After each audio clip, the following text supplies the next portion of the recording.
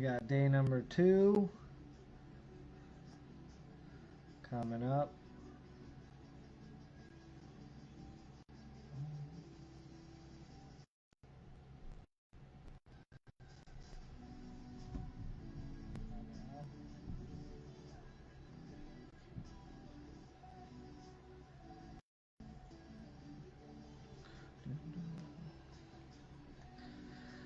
We severely upgraded the stream. We got 2 webcams now. We're gonna do one right on the car, and yeah, hopefully this one won't die on us. Should be plugged into the computer, so we should last the whole time. Have no outages.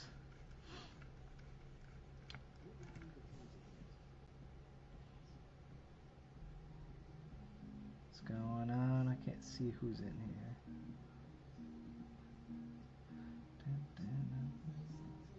That's all good.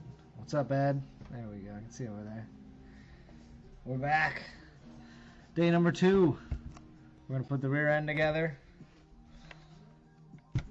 As you can see, got the front end together. Looks good. Super smooth. I did get my turnbuckles today. Got some Avid finishers. A ringer. It's called ringer. Yeah, we'll put those together after because, you know, we hate building those things. So we'll call it Turnbuckle Tuesday because Tuesdays suck and so do turnbuckles.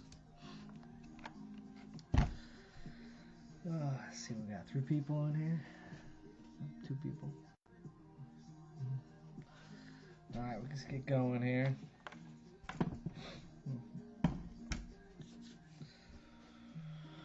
Alright.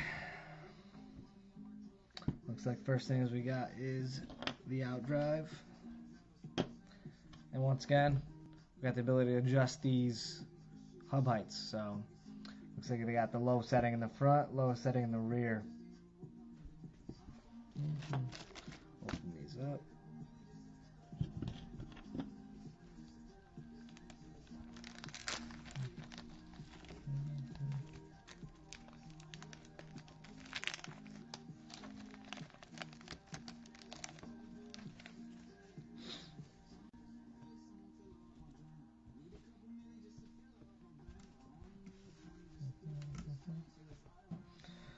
Alright, we got outdrive, small bearing.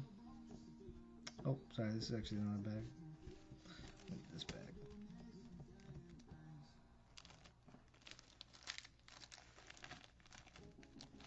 Alright, small bearing goes on first. Pin goes through.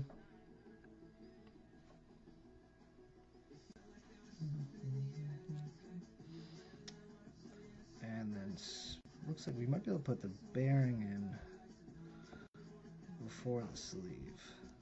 Yeah, I think that works good. Bearing into the sleeve, then push that sleeve over, locks the pin in there. So that worked really good. Alright, then we got to put it in the diff housing. Back goes first. Make sure that one dot goes up because we want the lowest setting. Slides in there easily. Hold the pin in nicely on the bearing. Next, just 3 screws go inside.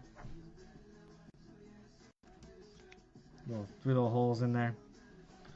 1 at the top, 2 in the bottom. Holds that whole housing together.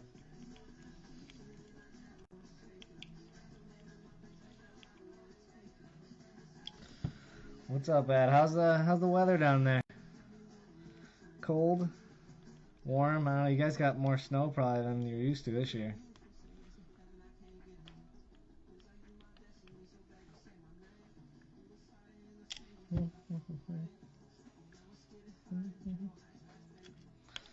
Alright, we got these 3 screws in. Looks like we need the plastic ring gear.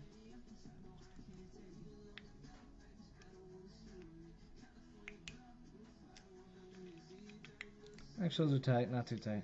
Don't want to strip it out.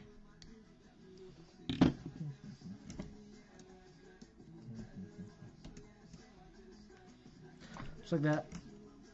3 screws go in there. What's up, CJ? How you doing?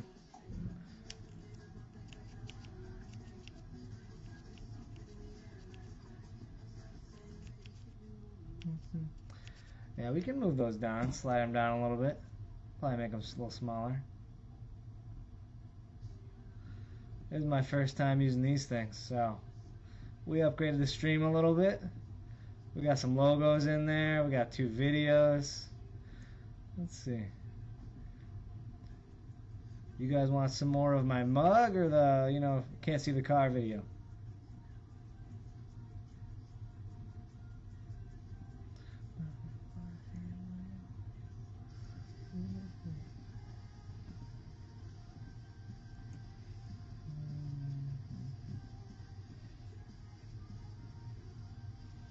Messing with this a little bit. We'll try and get more car action shots.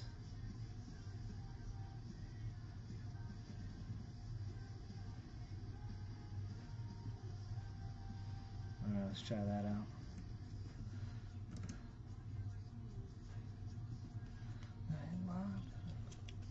What's up, Will? Yeah, we upgraded a little bit here.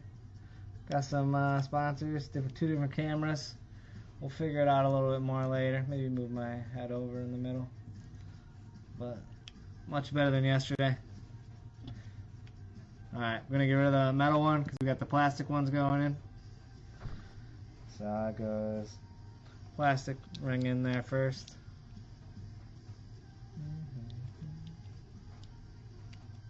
Nice and easy. Slides in there. The pin doesn't fall out like it used to because the bearing captures it. And then a little beveled crush washer goes right in there. Make sure it goes cone out, just like that. Got a little lock nut.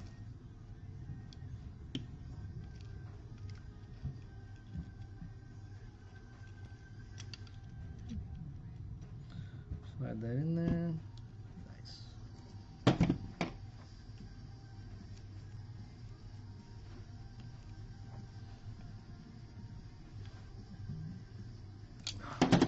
There we go. Not too tight. Just perfect amount lock nut. And that feels smooth.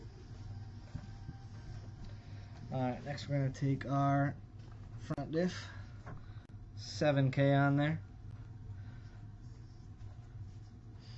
Let's go ahead and we need the bearings and the new diff height adjustment pieces. So we'll throw those bearings in here.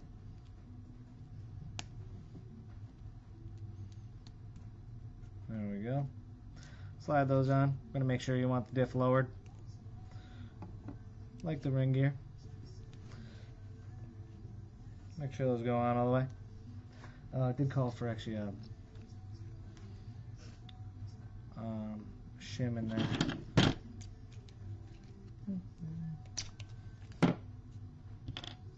Shim first, then bearing.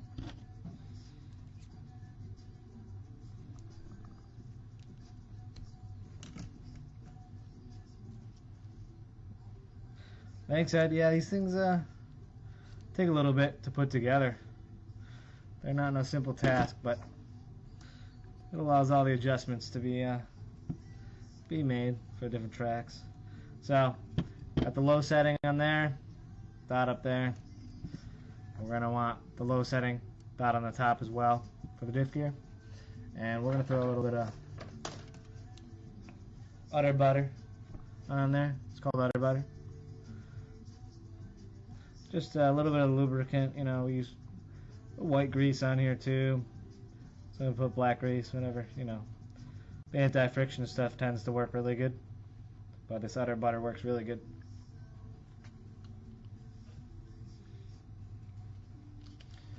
Got that together. Nice coat, get them in there. Get some of that down in the gear. And then we got, you can see there's 3 dots. 3 dots mean it's all the way up. It's reversible if it's low or top, I guess. So this one can be used for the diff all the way up or the diff all the way down. And just slide that in there. and you'll see it'll mate on these little surfaces right here. There's a little like little spot for those diff heights to kind of sit in there. And then easy enough, just the cap goes on. Cap goes on there, and then make sure you use the right screws. There are two different lengths. Shorter one goes in the front, or in the, oh no, these are the same screw lengths on this one. Should be 4 of them. Yep, it calls for 12 on top and bottom.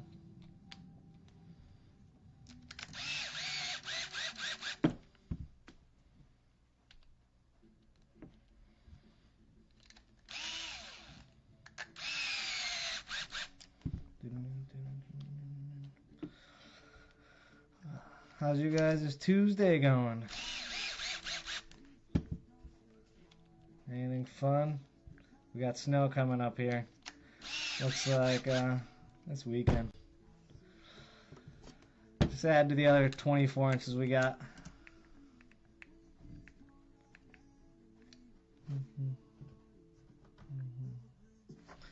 How's the sound, Will? I know you're in and out watching. Is it too loud, quiet? I got it turned down to about 50%. Looked good on the streaming site.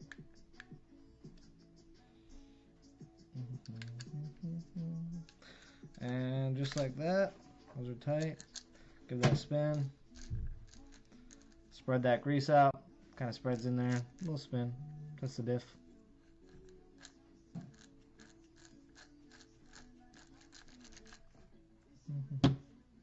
And just like that, diff housing's ready.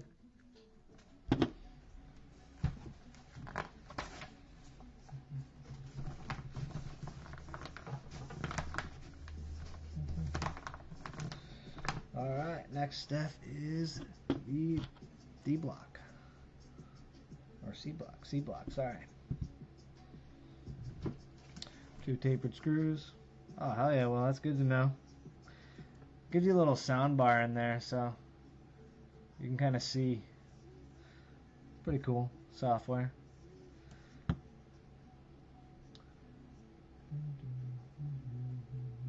So 6.3, that's the longer one of the tapered. Cool thing about the book is you can just put the screws in the book and measure, and you get to see if you have the right screw. C goes on the front side under the drive ring gear.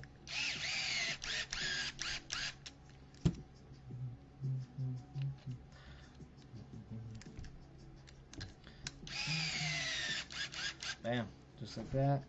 Tighten those by hand.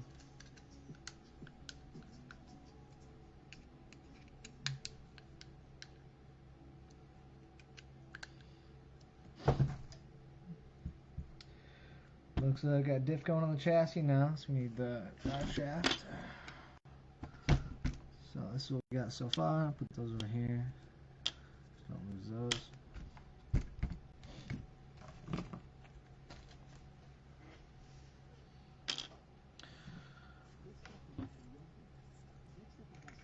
The drive shaft, I like to face the TLR, how the manual has it. Doesn't really matter, but OCD. Throw that towards the backside. See those little TLR emblem. Put that on the backside. Line it up. Put the diff case on there.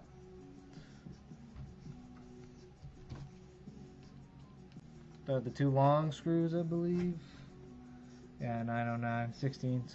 Yep. Oh.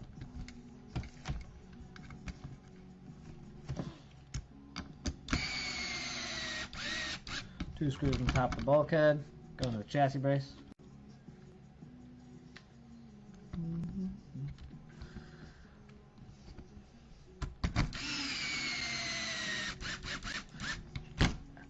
Allison's upstairs. She made it to the stream, it looks like. So tighten those 2 up the back there. That should hold that diff case in pretty good. And there we have it. Chassis, Diff case is on there. Spin that nicely. And I did notice the screws here were kind of hitting against the chassis brace earlier from yesterday, but that's just because the 4 screws weren't in yet and it was shifted off to the side, but so it's smooth if that's put in the right position. But we'll put those 3 screws in after. Didn't call for them yet. And it calls for the screws into the chassis. They're all the same size.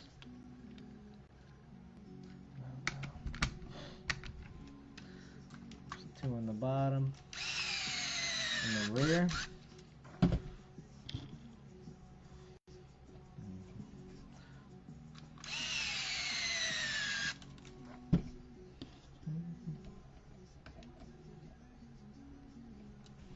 Just like this, side's out of the view. Let's see if we can get this in view.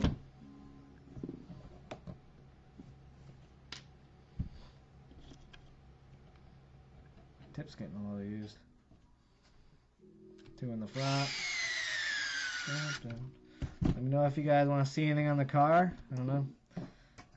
Any RC guys want to see anything specific? New chassis, new going arms, new braces, longer chassis. Going on. There we go. Tighten those up. And that'll hold that bulkhead on there nicely.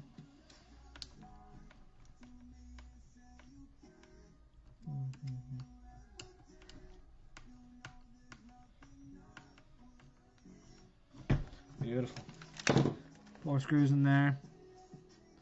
Sit nice and beautiful. There we go. It's on there. This is the old SPE stand. I've had this thing for 2 years now. Shows it's got some durability. And it's got a parts tray in the center of it. Pulls out. Alright, next thing we got a shock tower. Let's get those screws out of there.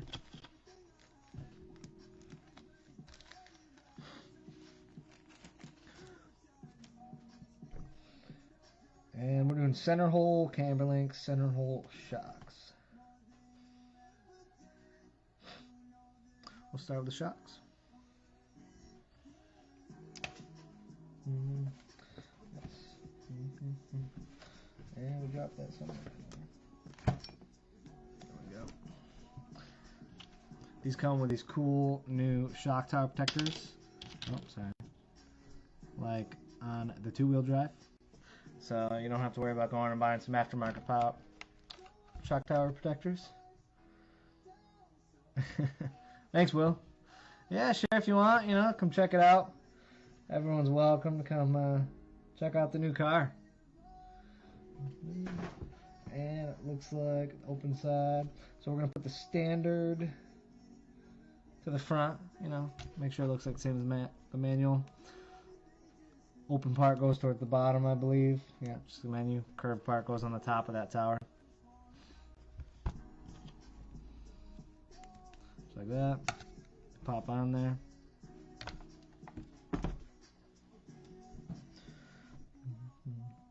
Thread those through the middle hole, through the back. 2 long screws.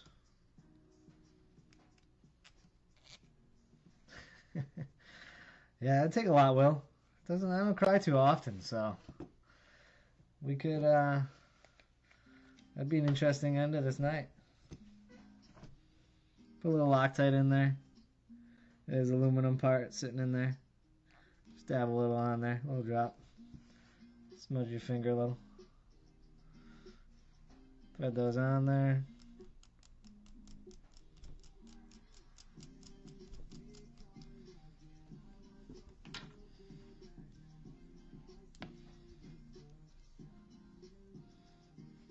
I love these new standoffs. They actually match the ringer turnbuckles I got perfectly. Open those up.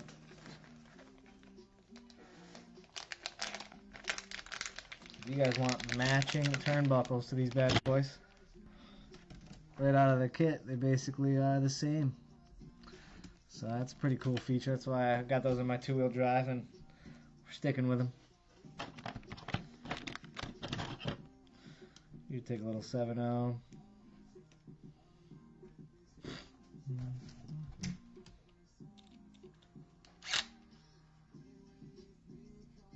Don't need to tighten it too much. Do Loctite on there.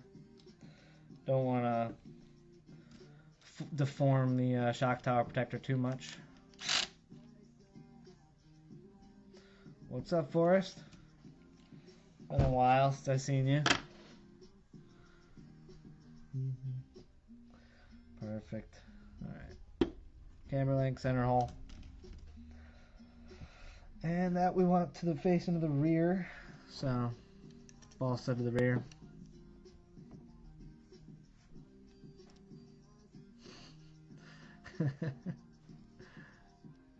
What's going on for us? You know, building a new RC car. New TLR 22X-4 2.0. This is going to be amazing on the track.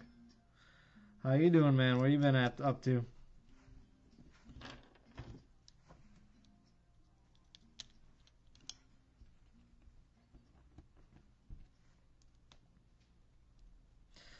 Put those on there. Grab our 2.5 or 2.0 and our 5.5. Tighten those up.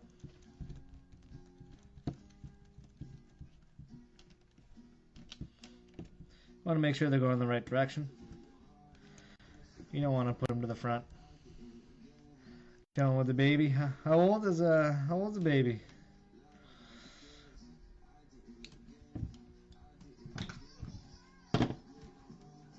Yep, just like that. Shock stand-ups go to the front. Ball studs at the rear.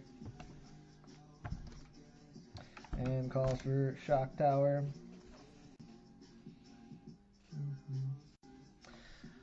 Or yeah, put the wing on the rear side, obviously. Should know that. And we need this body mount. And we got the one with this. This is for if you want to run, you know, hole in the body with a clip. I'm not gonna use that. We're gonna use Velcro. 5 months. Wow, he's a young little kid. Which is very cute, unless he's crying.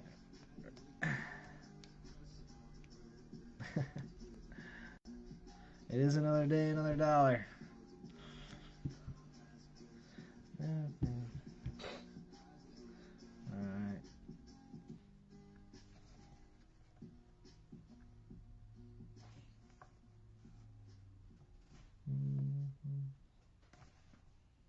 There we go. I bet will.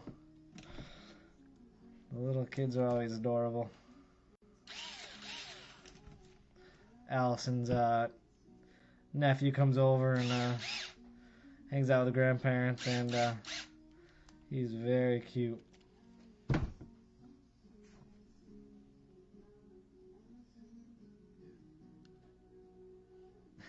Thanks, Forrest. Yeah, man. I wish you the best. You know, I hope the kid is super healthy. Alright, just like that.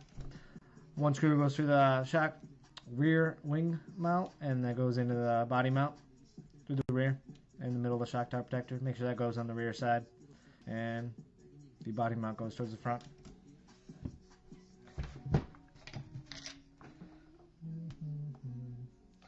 Next thing you know, throw this on the chassis, coming from the rear, and we got, looks like long screws going on the top.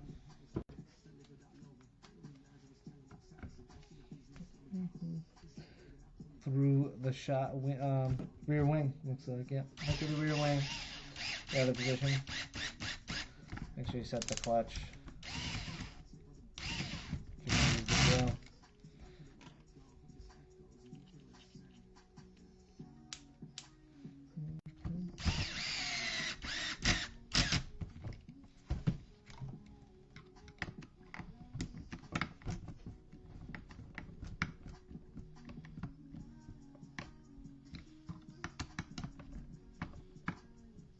Like that. 2 long ones go up through here. and then the two small ones just go on the back of the shock tower into the back of the bulkhead. Looks like this one might be a little thicker too compared to the Elite. Just increased durability.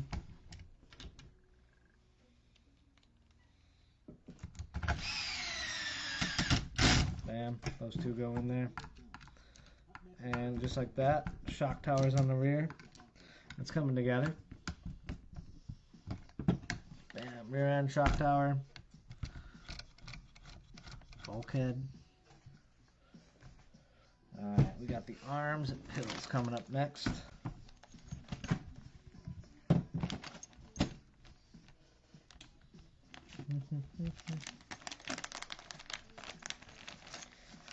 And these are the new arms. They do fit the older arms, but you do have the option to adjust the lengths. And I know these actually come with a little slot in them.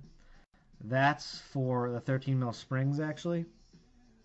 So if you don't have that little slot there, actually you have to Dremel it, because the shock spring, the cup, will actually hit the arm and you actually won't get full droop. So I had to do that on my old car running the different springs. It also looks like they shimmed a little bit of this out. I think that's actually for the 2-wheel, so they're using the same arm.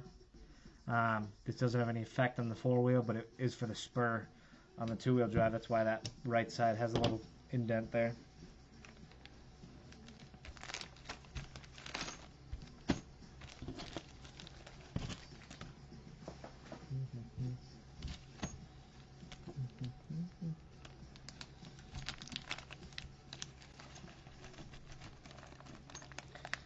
Got our pills, our standoffs. They do have titanium standoffs if that's what you desire, but I do not have those on me. Alright. So we'll put pills in first. Looks like C block gets a 0.5 up. It's a little 0.5 indication. C block gets that. Looks like we're running just half degree of an anti-squat. What's up, Ethan?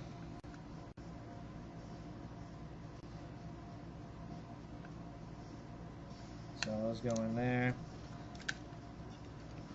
0.5 up, you can see it on the front there. Probably not in the camera, who knows if it'll focus. 0.5 up in there. Bam, just like that. Got the center in the rear, looks like just center. I was running center on the Elite, so this isn't too far of a change of what I was running before. So center, and bam. I'm gonna spray these pins with a little bit of a silicone protector. Just helps keep them from getting dust in there. Keeps them nice and shiny. Slide those in there, and I do believe there's spacers for the arm on the newer cars.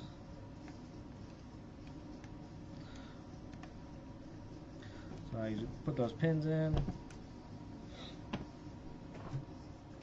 Yeah, it looks like I do a 1mm adjustment in the rear, so you can slide the arms forward or rear. Maybe it's 1/2 mil. Yeah, it looks like 1/2 mil. So calls for the arms first, which will clean this plastic part off there a bit.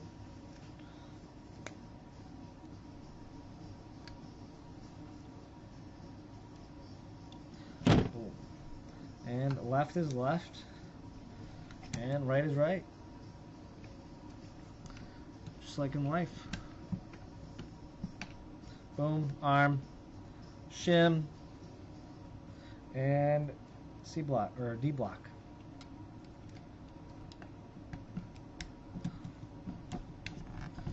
There we have it. D block's in there. 2 screws in the rear. Tommy DeZez. What's up, man? It's been a long time.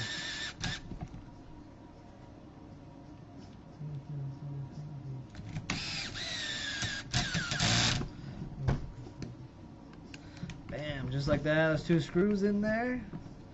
And we have the arms on the rear now. flop around a little. You can kind of hit them back and forth a little bit. Those pills will work in. They're just new.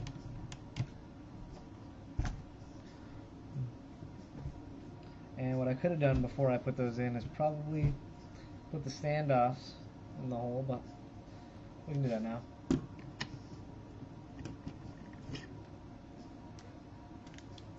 So in hindsight, we would have put these in the arms first, but it doesn't matter.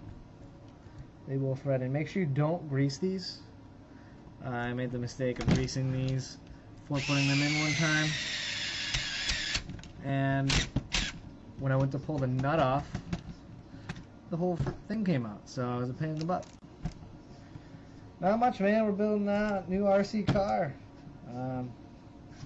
to go racing, so we're hanging out. It's been a long time. What have you been up to?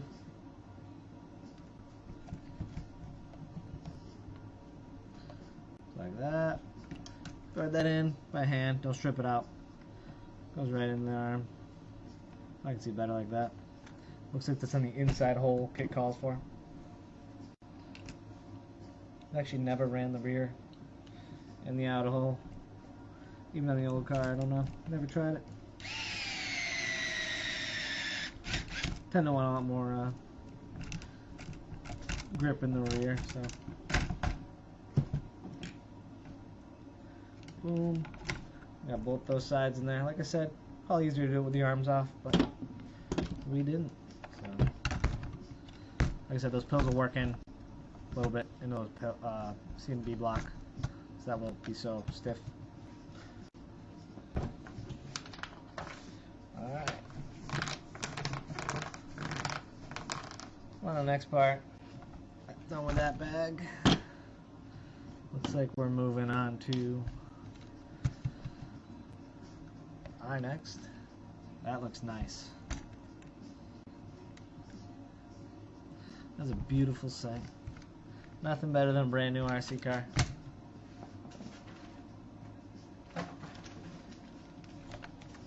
Got the eye bag.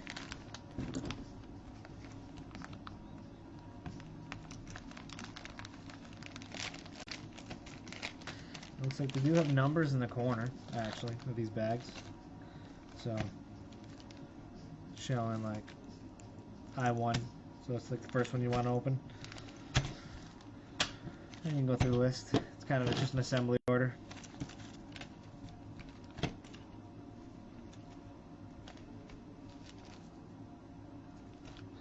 Ryan Christie, don't know if I've ever Matt, what's going on? How you doing? Welcome to the live stream. I'm not sure if you're into RC or not.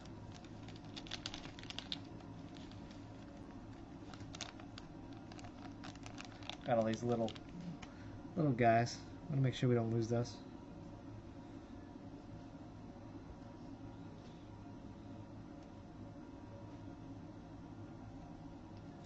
And looks like we got a 1-2 for the rear, so 1-2 front and rear. Interesting. So these are the little washers that go in the around the sway bar to hold it in place. 1-4. So that's interesting. So they do have bigger ones in the parts box for people that are running bigger sway bars. There is adjustability there.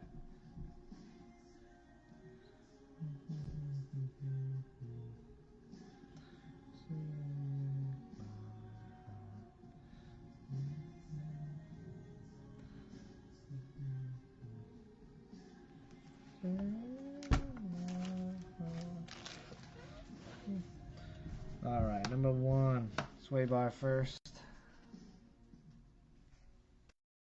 I'm trying to do it from over here. That goes through the holes there.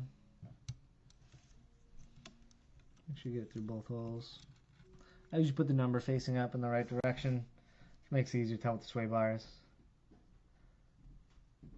We got these little spaces. They go in next.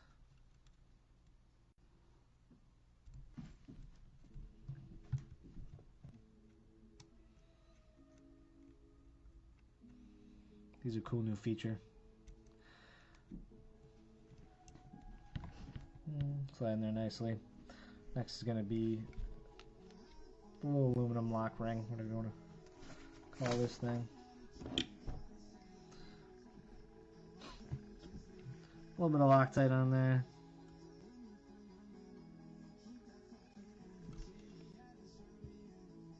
And we lost that one. There we go. Throw that in there. Loctite. Throw that in the little washer. Our little guy fell out there.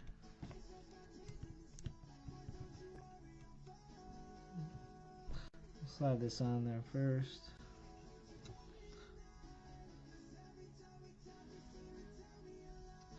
Weird angle, so I can let you guys see it, but put that to the front just out of OCD, and we'll center this sway bar.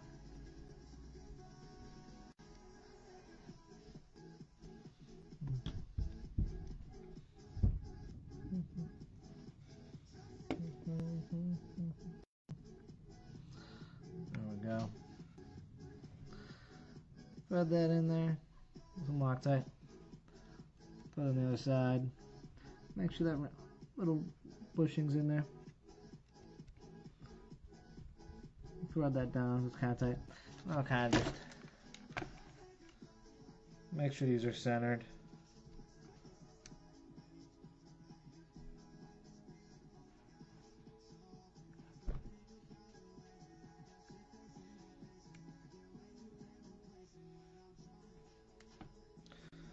That's pretty good.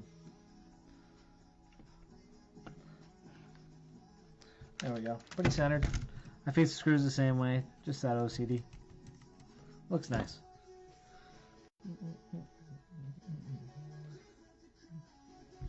Pop these sway bar mounts in the sway bar link. I just use a little shock punch to get these in there.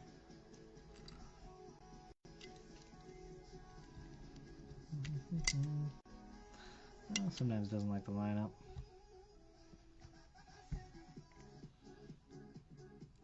There we go. Sometimes it goes easy, sometimes it takes a little fuss.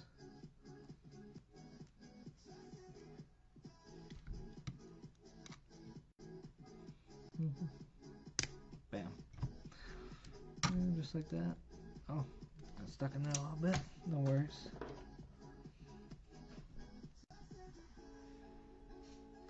Alright, put a little Loctite on those little screws.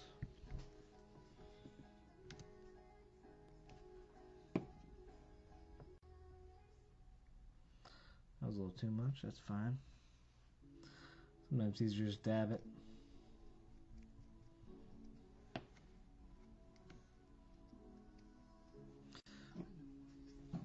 Dab a little on the paper towel. Let it sit in there. It's a little bit cleaner. And we need this one. Bam. And we want to make sure that sits flush.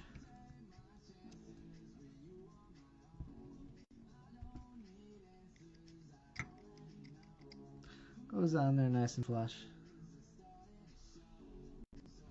And we'll put it, because the shock's on the front there, so we'll make it flush so I can get this out of there if I need to without having to pull the shock off. It's just the direction of the and I should probably make it so these sway bars flat doing that. So make sure our sway bar is flat and I face it about 45 degrees backwards.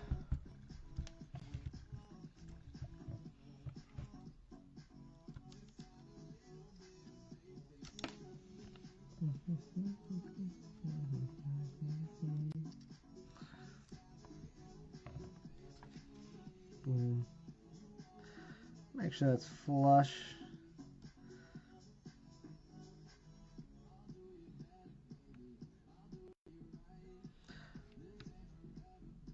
When I'm saying flush, I mean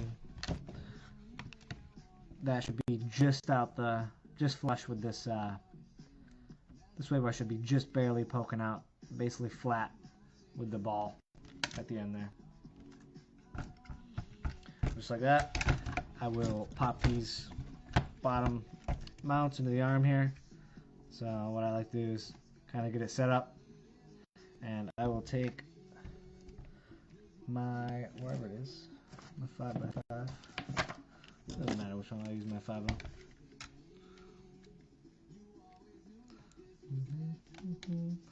And I will just put that in there and snap it in. Goes in nice and easy. I also pull them out this way. I just flip it over. Kind of puts a nice even pressure on it. Just pop it in there, pop it like that. And they sound nice. It actually snapped a little too far on this side. There we go. It should sit kind of flush on that ring. I popped a little too far actually. So it should sit right on that ring there. On the front of the ball. Bam. Just like that. We got arm, sway bar. Ready to go.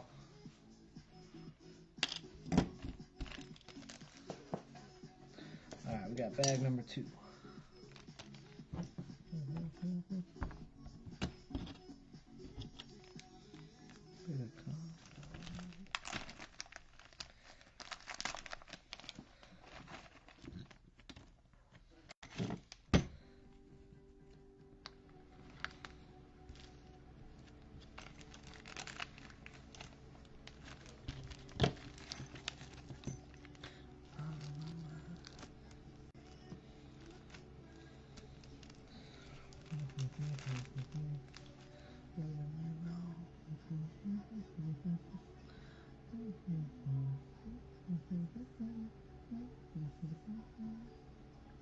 Over and over again.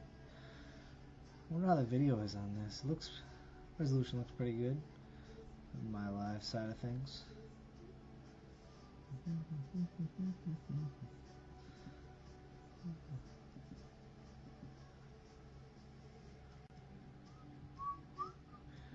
We'll see what options we have on here for this dashboard.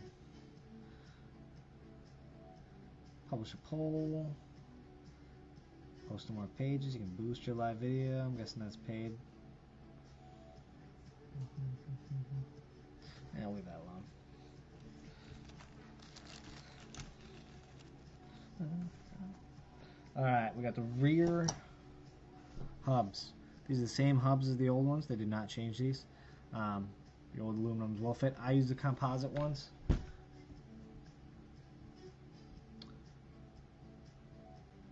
For mine, for the dirt.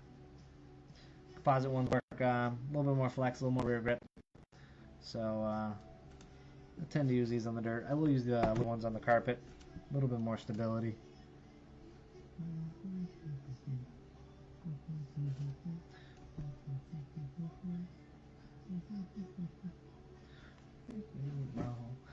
Alright, so we got, looks like it's doing a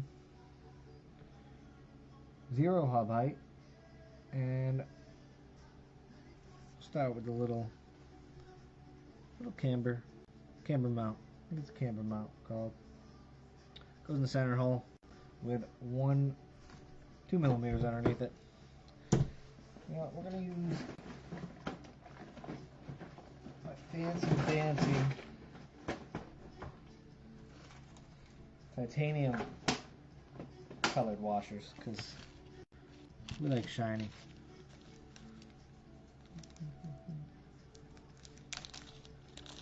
We'll grab 2 of those. So we got 2 titanium colored ones. They just look cool. They're not actually titanium. Wish they were, but that'd be expensive. So we got 4 of those. I'm gonna also use the spacers for the mount itself. So we're gonna go ball stud. Ball stud. 2 mil titanium colored spacer. A little bit of Loctite. A little spin on there. Put that in the middle hole. There's 3 holes there. We're going to pop that right in the middle hole. And it is Loctited because it is metal on metal. They will back out on you.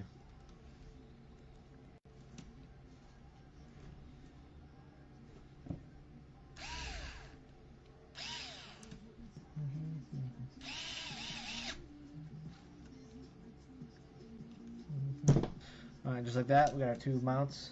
Titanium washer. Two of those there. Next, we'll just pop in these hub heights. So this is a 0.4, calls for. So you're going to put the hole to the top. And it's going to sit there like that. And it's lowering the hub. Dirt, you typically run it 2 to 0. Is what I've found works well. And on the carpet, you run it the other way, 4 to 2. And it helps with grip. Takes grip away typically, more rotation. Alright, so next we're going to connect these camber mounts to these hubs. Don't need Loctite for this because these are plastic. Or actually, you do need Loctite because it's going into the metal side, not the plastic side. A little Loctite in there. And then I put the screw on. The little 1 millimeter over there.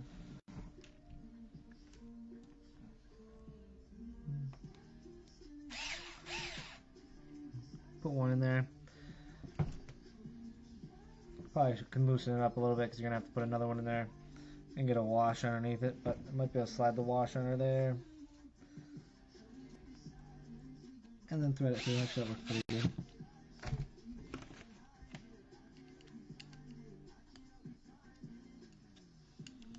Bam, just like that. Got the 1 mil spacer in there. Putting them out. Got shortening the link up, so it's in the center hole, and these holes are 2 millimeters apart. So if you're in the inside hole, you're 2 millimeters inside, so that allows you to do half adjustments basically. So if you need 2 mils, you'll just do the hole, and if you need 1 millimeter, you will do it here. It will also change the angle of that camber link depending on which hole you're in. So if you're in the front, or whichever front or back, and whichever way you face this hub, left or right, it'll actually change that camber link angle.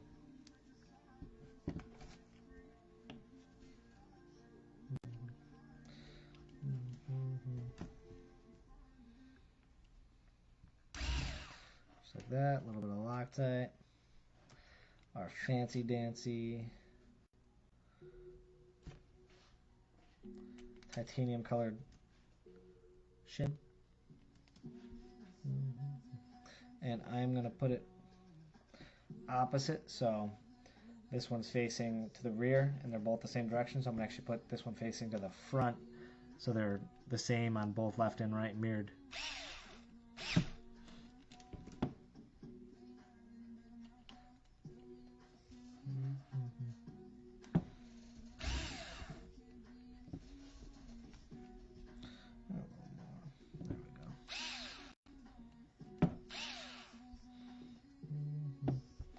See if that works good again. Sliding that in there. Works pretty good. Slides in there nicely with that all the way in there.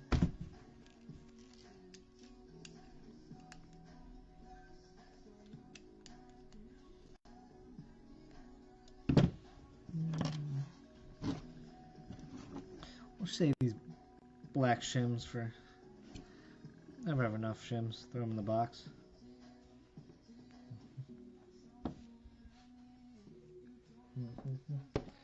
Alright, just like that, we got our hubs together, mirrored, so one's left, one's right. That's what I meant by facing that backwards, because we want one to the left, one to the right, with that diamond facing the same direction.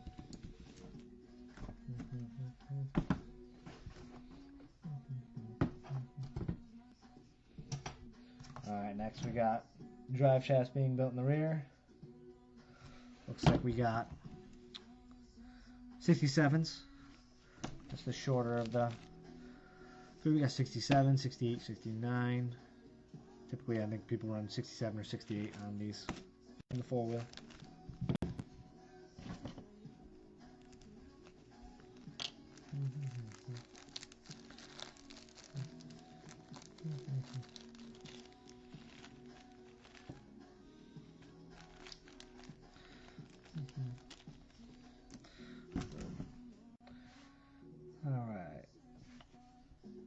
at the barrel. Throw a little grease on the barrel before we put it in the drive shaft. Just like that. Slide that in there. And we'll throw a little grease on the outside of there. Spread that out nicely, just for lubrication.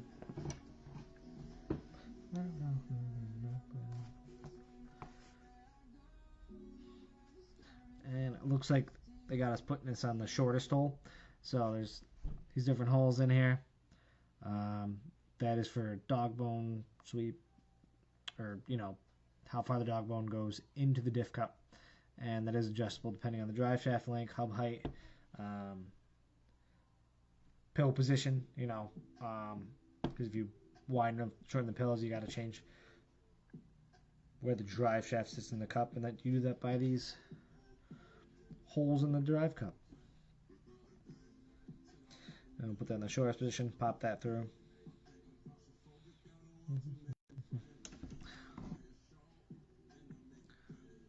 Should fit in there. Just like that. Bam. So it's in the inside hole. It's greasy, but it's on the shortest hole. Build both of them the same way.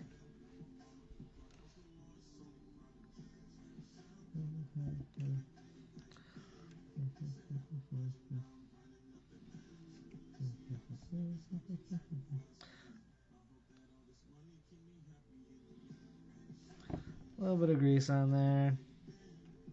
Same as the other side. We're going to use the shortest hole.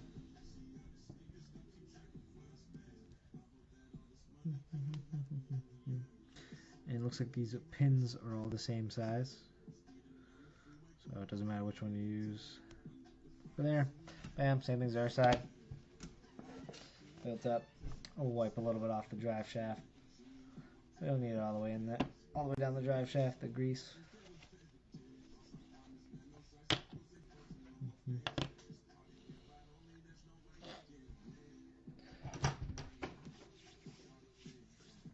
Got our hubs. Slide these in here. Big bearing goes on the inside. Small bearing on the outside. Now we'll probably put ceramics in this at some point, but not today.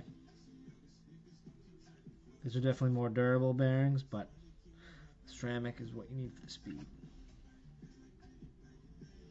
Alright, slide those bearings in there. Slide the drive shaft in there. And put the pin on the other side to lock that in. Slide this 5mm hex over there. And what did I do with my 1.5? Oh, it's right underneath me. Yeah, put the little screw in there to hold that hex down. Bam. Just like that. We got our drive shaft in our rear hub. Same thing as the other side. Big bearing. Small bearing. Drive shaft. Hex and pin.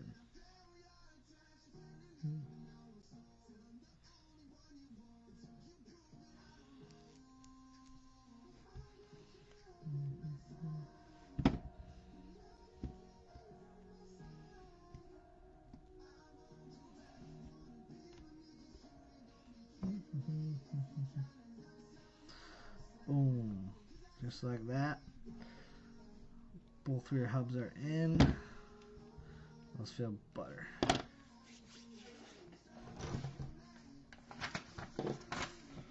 Alright, let's see what we got next.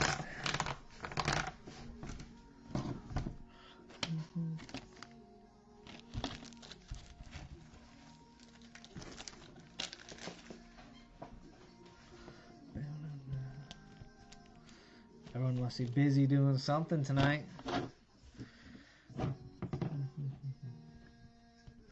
Brad Davis, how's it going?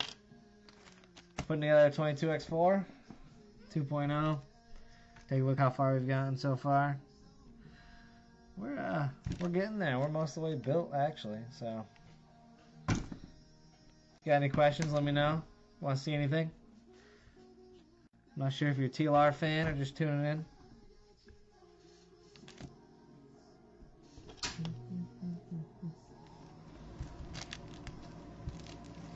Just like that.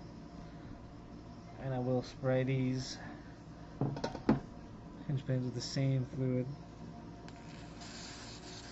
as the cow RC. Silicone protector. Works good. Just a little layer on them. Keeps them smooth.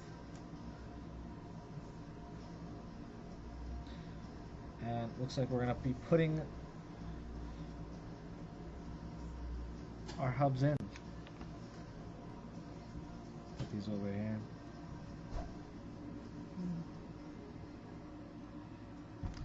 Alright, so we are going to be putting the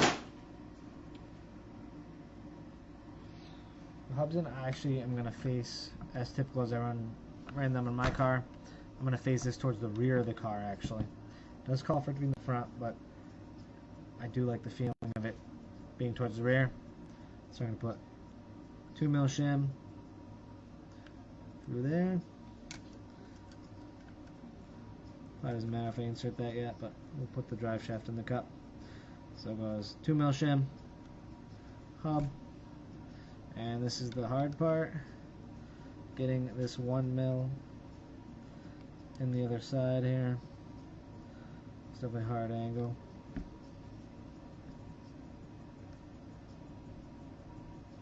Let's see if I can do it. There we go, bam.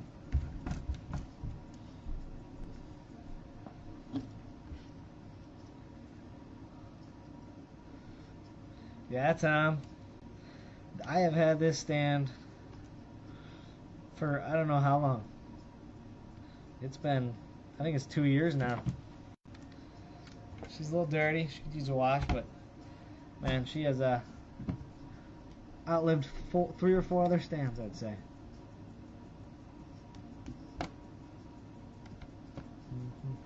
So, 2mm in the rear, 1mm in the front. Calls for. Let me verify that. 2mm rear, 1 in the front, so a little bit shortened. Makes sense for the dirt. And that's smooth. We'll be putting the turnbuckles on later. That'll sit a little better. I'll do the same for the other side. Yeah, painting is not on the docket for tonight. We got RC cars to build.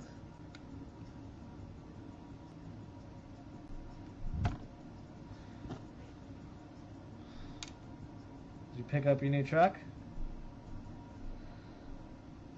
Hope we didn't crash it on the way home.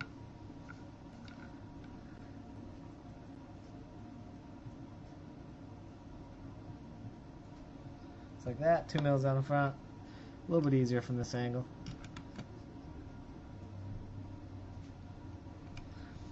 And then screw in the back to hold the pin in. Just like that. Got both the rear hubs in. They will be floppy until we get the turnbuckles in there, but that's pretty good. And we'll put the turnbuckles on later because I don't have those built up. Turnbuckle Tuesday.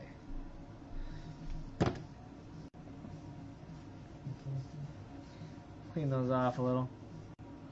Got our titanium bleeder screws. Throw those on the inside. Protect those. Don't want those getting scraped up. We got the nut.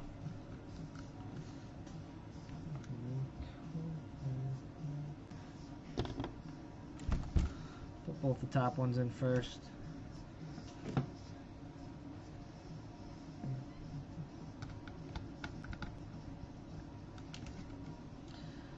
Not top, not bottom.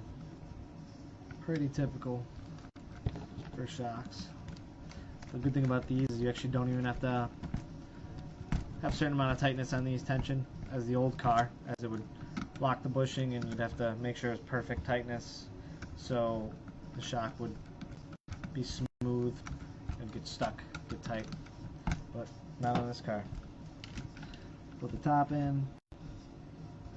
Put the bottom in. We'll make sure the screws are facing towards the hubs so it clears the arm. When I'm talking about that, I'll show you in a second.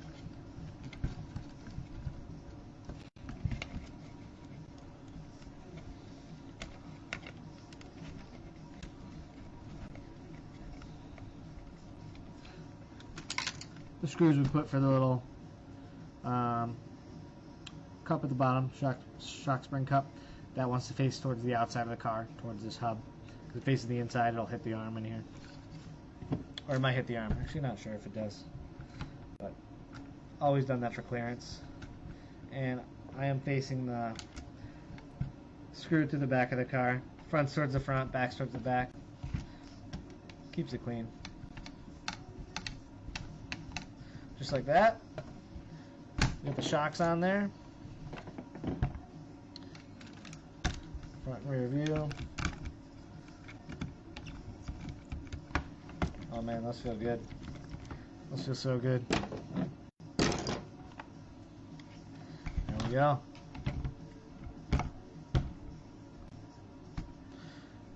Front and rears together. Look at that. Must be on the next bag now.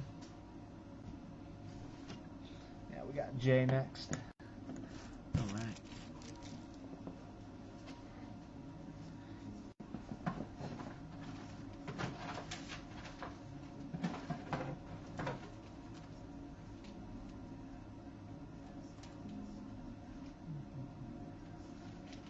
Looks like this is our last bag. That's nice. We're almost there. I'm going to see the final car build tonight.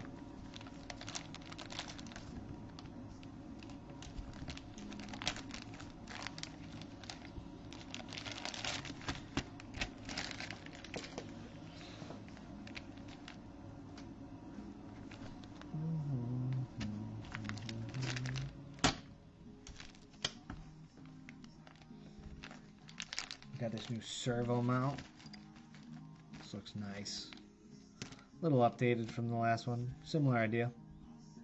And it does come with a 25 tooth aluminum servo horn. That is a nice upgrade.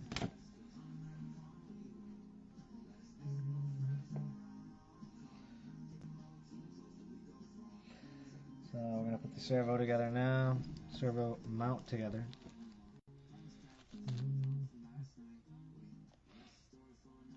We got the 4 here. Looks like that goes there. These are the same size screws.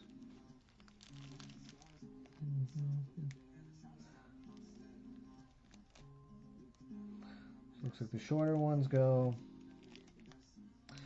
into the mount.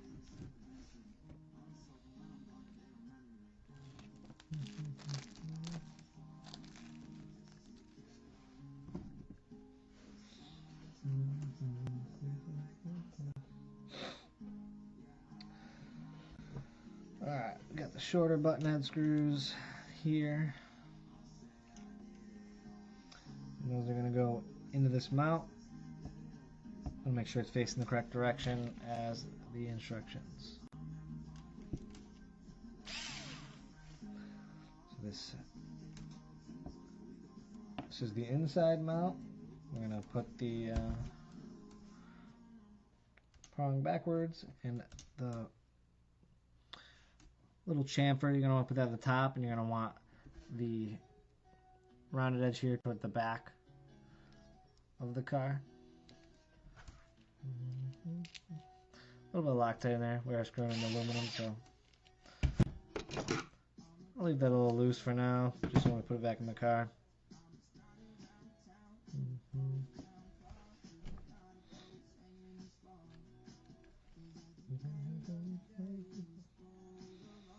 Just like that.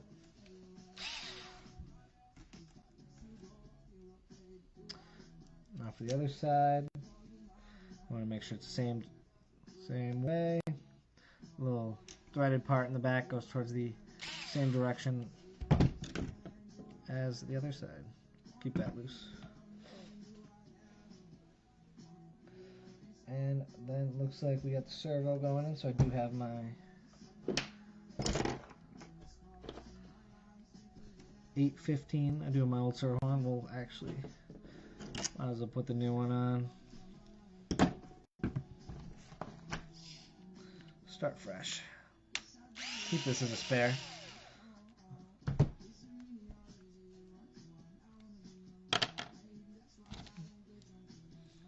Make sure this servo is centered.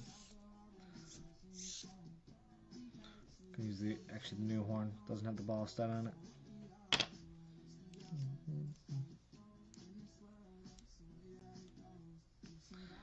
Boom. So I center this. I kind of find where the center point is. Go back and forth. Move it one tooth. Spin it back and forth. Make sure where it's centered. That's pretty close. So then I will leave that in that position because that means it's most likely at the most centered position you'd find. You can plug it in to your receiver, check it with your remote, but typically that's a good way I do it if I don't have everything hooked up.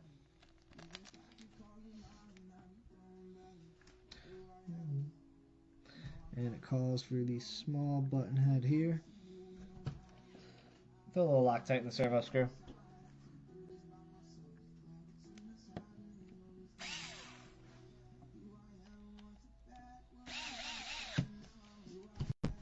Make sure she's tight. We don't want no servo going anywhere. And we'll put the little tiny button screw to clamp it down. Oop. Clamp that right down.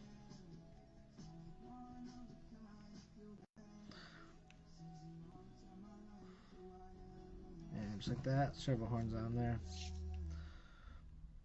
You do want to make sure it's facing on this side, so it'll be on the left side of the car, or from the front. It'll be on the right side if you're looking from the rear. Next, we're putting the mount on. I think it does call for spacers depending on the servo. Does not appear to be in the manual. They do have servo spacers here. I know on the Protec servos in the past, we didn't need those, so I'm assuming we don't need those. We'll check. We'll make sure.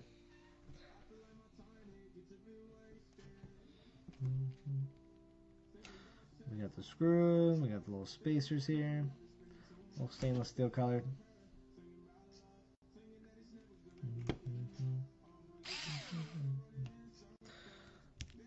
So we're gonna put those in here, 2 on each side. I don't usually tighten them all the way down until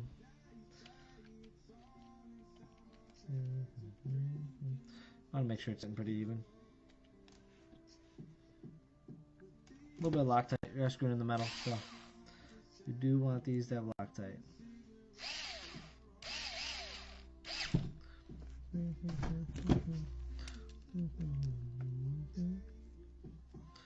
Tighten those up a little so they don't fall out. May need to adjust it after.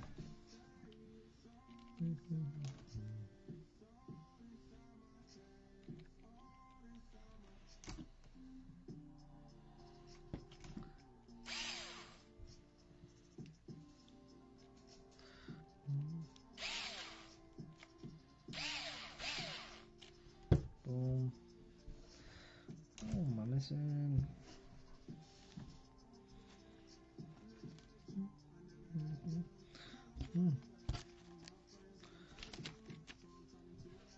We got a little washer somewhere.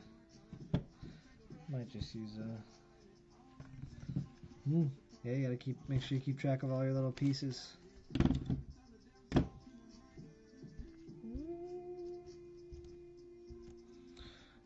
we'll just use. We got little spaces here. I might actually take them all out and use these titanium colored ones now. We'll see. We'll keep an eye on it.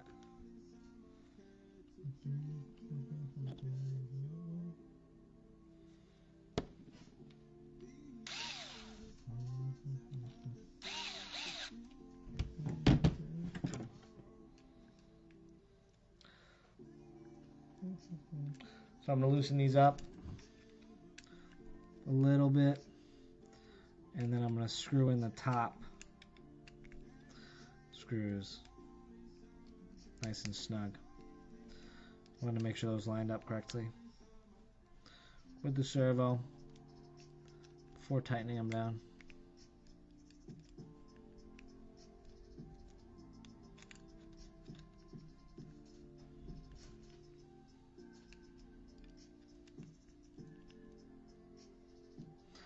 Boom, just like that.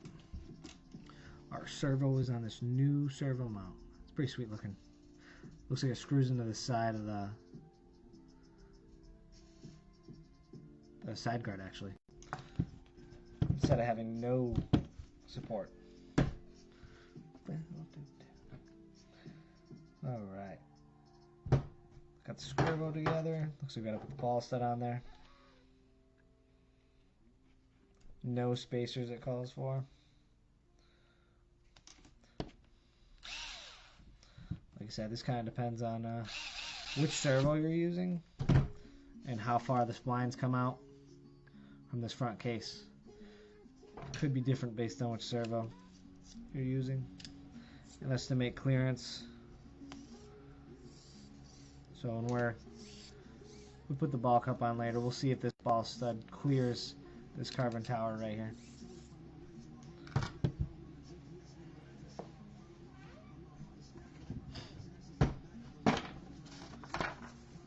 Alright, servo's going in the car next.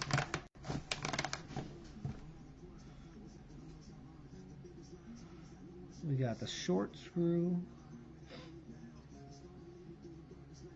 Goes in the bottom actually.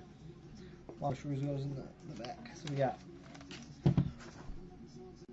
couple holes here. We'll see which ones line up. Looks like it's got one for placing the little piece right there slides into the chassis. And then we got a screw actually over here that the other servo mount, side of the servo mount goes into, which is new. It's pretty sweet. We'll start with that. So we'll go.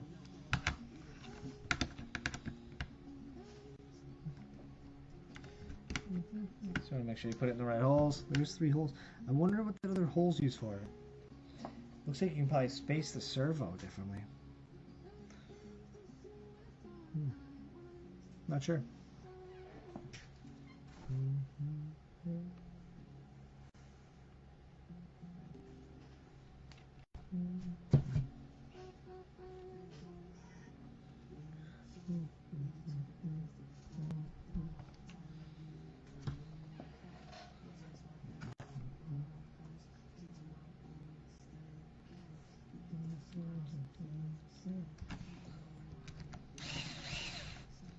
Oh, it looks like we don't need Loctite for that side.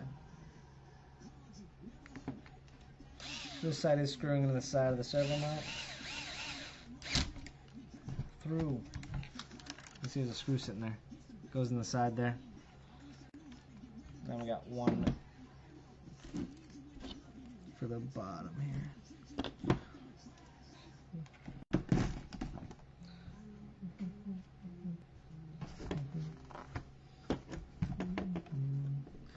What did we do with that other screw?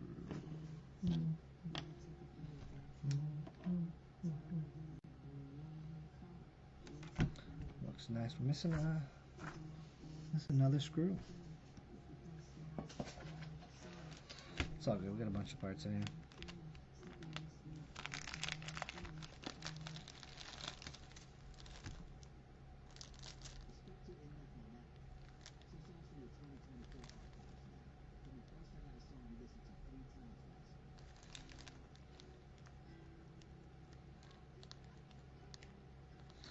Here's one of these. Bunch of spare parts. Hang on. It was this one.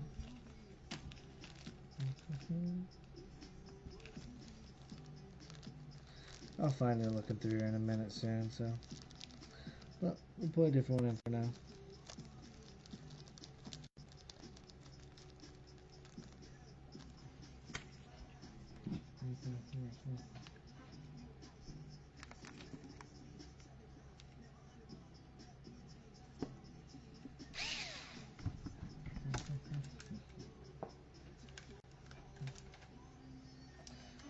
And you should see the hole in there.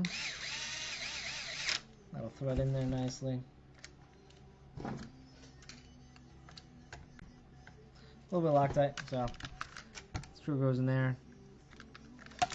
And then there we have it. Servo mount's in there. We'll put the steering turnbuckle in after. Looks good. I like that new servo mount. Alright.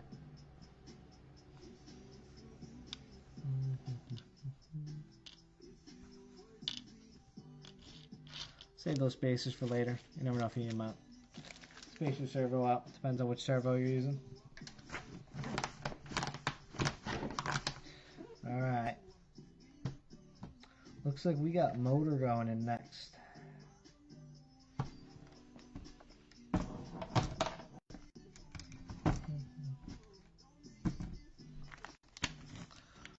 J2.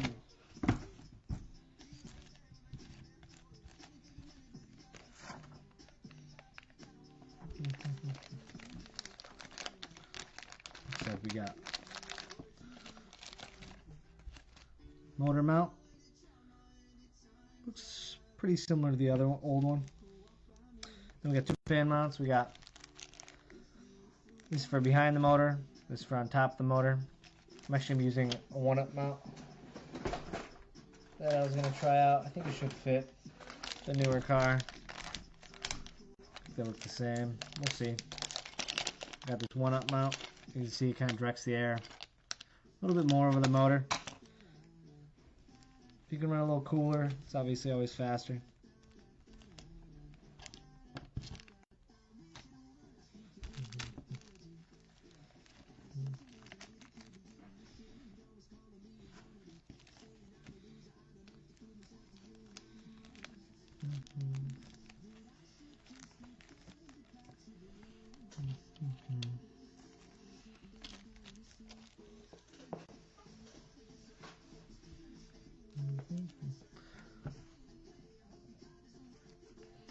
Going for an hour and 18 minutes. A little better. This stream doesn't cut out with the hardwired camera.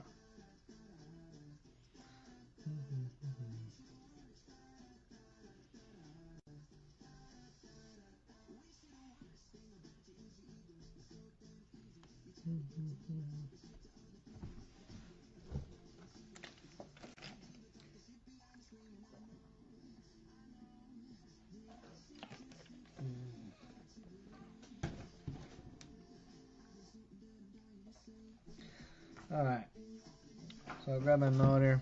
I do have it already kind of wired up. Pulled it right out of my car. All wired up. I'm hoping it's going to be the same length. Either way, I can, however I tape down the ESC, it should work. Hopefully the battery wires are the same size, but I left a little room in there originally, so it should fit. Put that here. We're going to need that. Looks like with the 78, we're using 24 to 27 pinion. I had 24 in there. We were on a pretty small track. We're going to keep it 24. Gearing should be the same, so shouldn't have to make any adjustments there. So I got to put the motor mount on the front side of the motor. With these two screws, 962. Bam.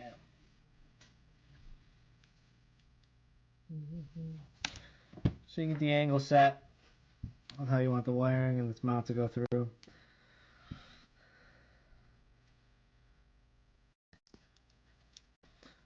And I'm going to want it the same as I had my other car, so I did some Loctite there. You can kind of see where I had my screw holes before. Because if you mount it, kind of depends on where you want the stubs to be in the motor.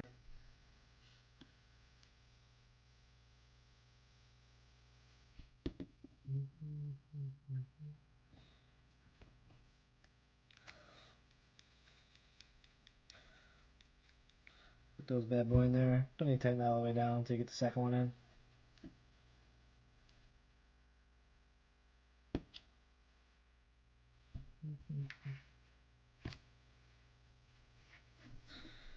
Just like that.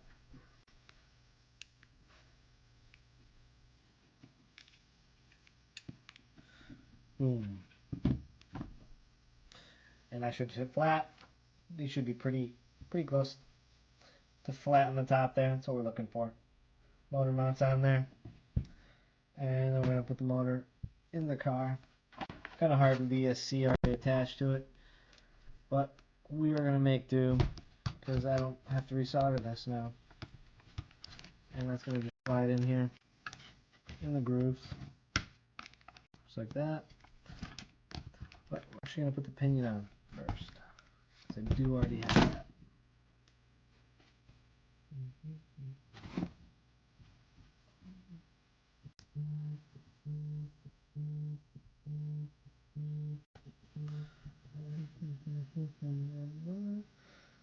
Well, that nut little set screw out of there. A little more Loctite. That was too much, but it's alright.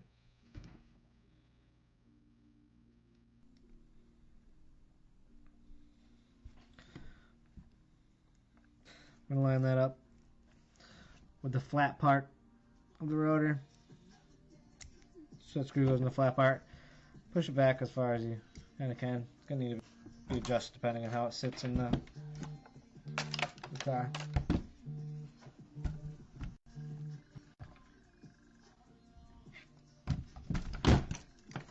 Ooh, never does that. Gotta tighten those up. Tighten those arms up and they'll stop. They won't flop out.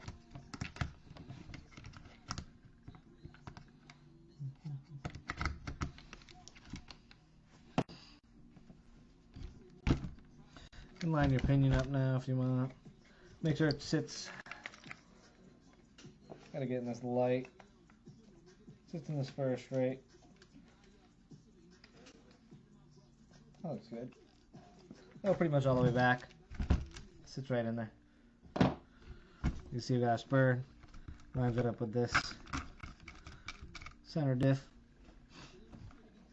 I got 2 motor screws right here. And 1 mil washer. Like I said, we're going to take those 1 mils and we're going to put our fancy titanium colored washers.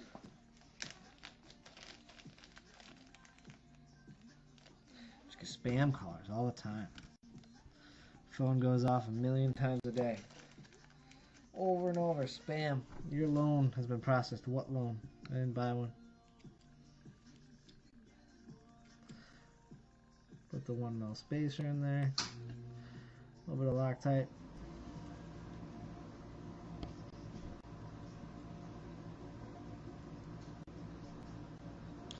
One goes in the bottom part of the mount.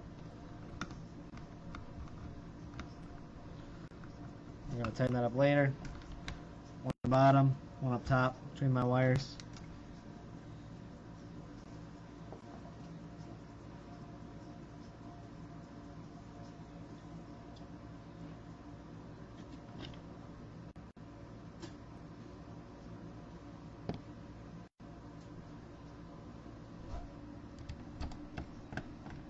Feed that between my wires. Doesn't need to be all over tight. Now you can set your mesh. So you have your spur in there. So you want these just loosened up so it moves. And what you're going to want to do is get this sitting just close enough to the spur. Or there's a little bit of gap. You don't want it too tight or it'll bind. I kind of usually try and get this light in here so I can just see perfectly how far the gap is. You want just the tiniest bit of gap.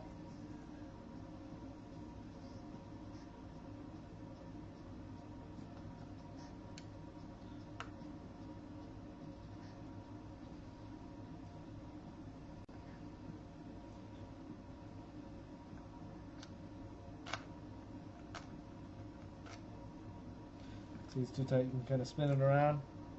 See if it's too tight. If it binds anywhere, you want to have just a little wiggle room.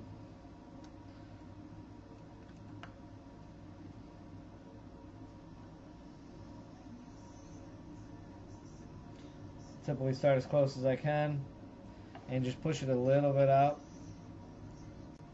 Just enough to get it away from it just a little bit. I'll tighten those up. That's probably close, but usually it's not on there, although usually I need to check that a few times. And I'll go around, check 4 times, 3 or 4 times. Make sure there's a tiniest bit of play in there. Might be a little too much.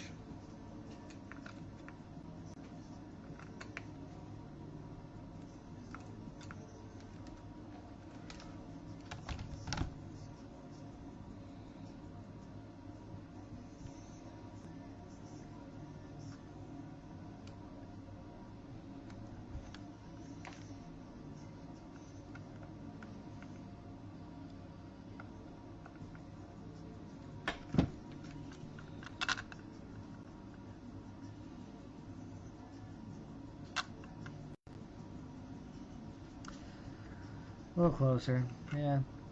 I'm a little too finicky about this. I don't feel like stripping my spur, so I will do this as many times as I need.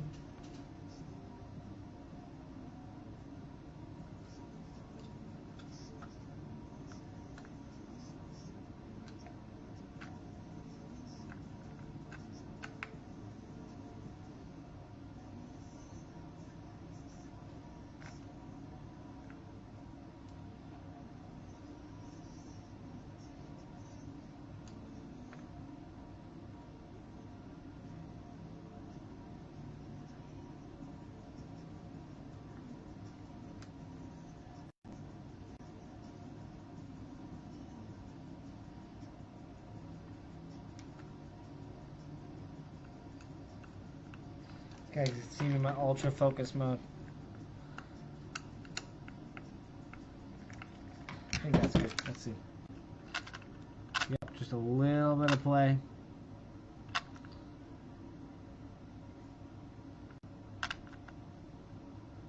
Not too much. Just a little bit all the way around. Perfect. Just a little bit of play. Tiniest bit. Let that sitting there.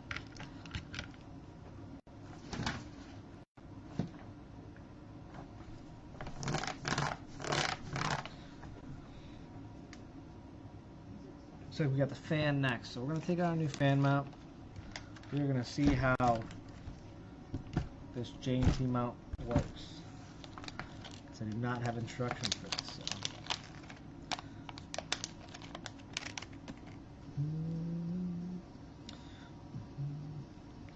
Looks like it goes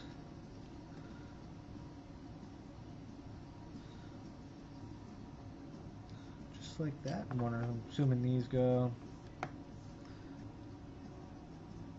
into the plastic. On the side here is a little part to screw into, and then I'm assuming it uses the center diff screws as the kit mount would.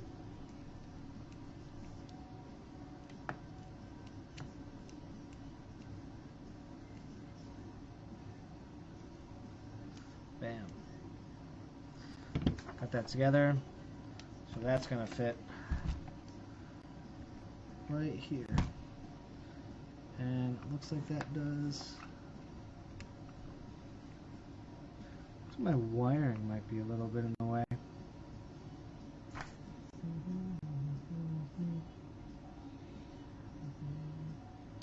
Yeah, I might have to use a little spacer here.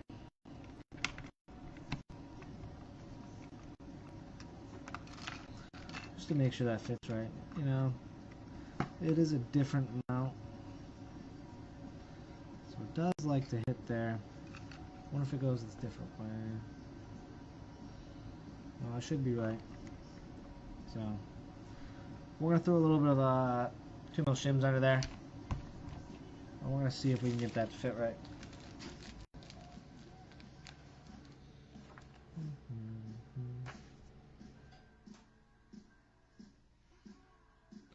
Looks like we got 03, so we got 10mm. And then 14mm go through.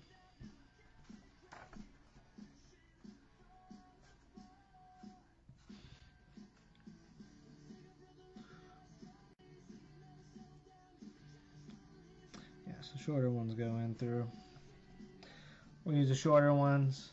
Actually, probably use a long one. Probably take long because I'm going to be putting a spacer underneath the fan mount here, because it does need to be spaced up a little bit, or else it's not going to sit flat with the wiring. So I could tilt the motor, put the wiring more on the side, and this mount would fit nicely. Yeah, why don't we do that? We're going to pull this out. Redo our mesh after. I haven't used these one-up mounts yet before, or one-up fan, so we're in new ground here. We don't need to get this pinion off, we can just take these out. The motor mount screws. We're going to rotate the motor one hole.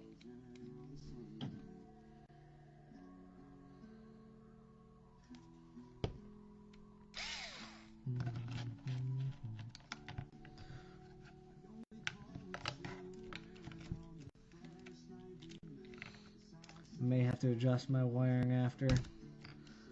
Hope not, but we will see.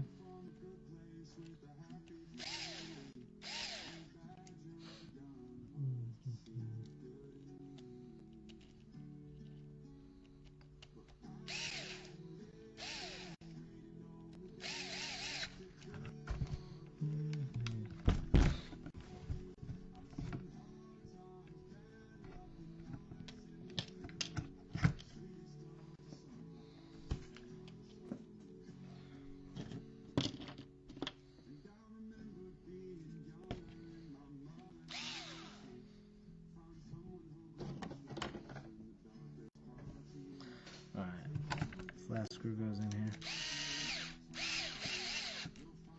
Tighten those up. So what I did there was I just rotated the motor. So now the wires are going to sit a little more on the side. So now with this, and it went the wrong way.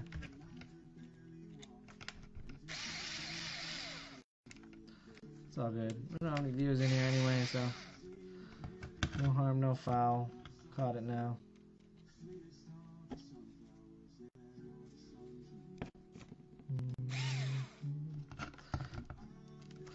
Make sure we go the right way this time, because it swung under from weight. It spun around on me.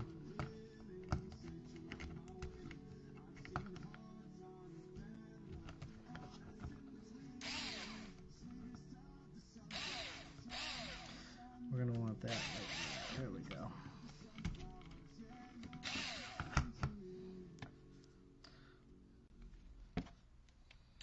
Aftermarket parts, sometimes they work easy, sometimes they don't.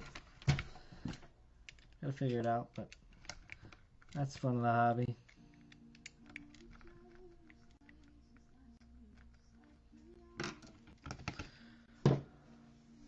So Tom, hot tire setup for DPRC. Personally, I liked the fuzz bites in the rear with the smoother direction, so the rounded part should be facing forward, and some people ran the fuzz bites in the front, but those were kind of edgy. So the pin swags actually were probably better. Pin swags glued up to the sidewall and fuzz bites in the rear. That was pretty good setup.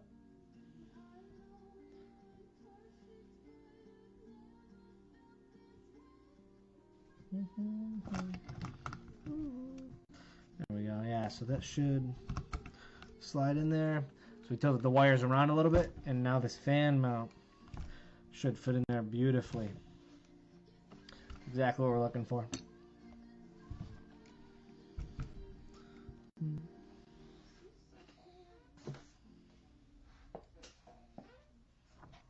You heading up there, Tommy? I haven't seen you racing in a hot minute.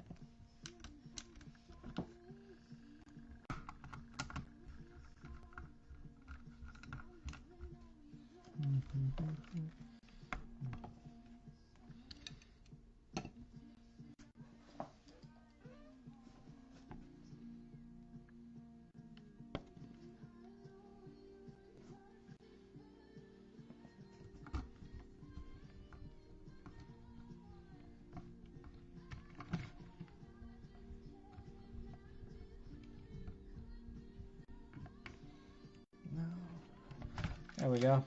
So now we gotta sit here and remesh this thing again. Oh, pain in the ass. Yes, I like to hug my car. It gets this bright lighting.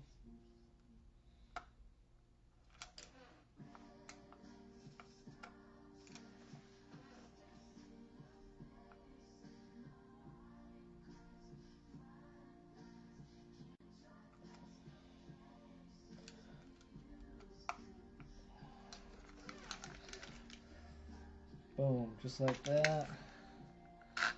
First try that time, perfect. Go around, make sure that's nice, that's beautiful. Alright, now this fan mount should fit in there perfectly. Just like that, nice and flush against that diff. And it will keep the air more centered into the motor instead of allowing that air to just kind of flow out and go nowhere. And we're back here, we need the 10 millimeters button head. And we're going into the aluminum mount, so we will Loctite these. Is this any thicker than the other mount?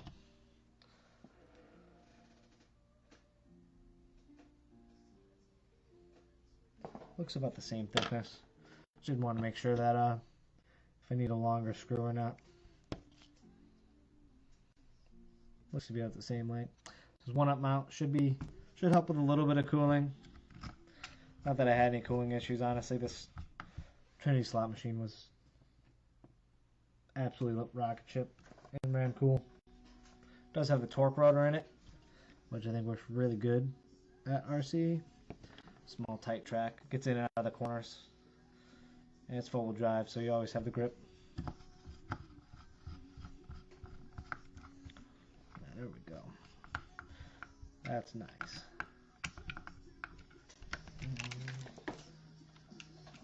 Screw that in there.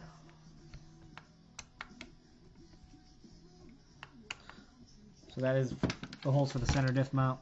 It does hold the fan on. So I put the 2 screws to the side, these 2 mounts. And the kit does come as 1 mount, but as you can see it's missing, it doesn't have the same kind of shrouding there. So that's why we're using this one. Man, those shocks feel good. Alright, moving on. We gotta get the fan on there. I haven't mounted the fan up here before, so I'm thinking the wires are gonna go right over the top like that. Actually, we can route them.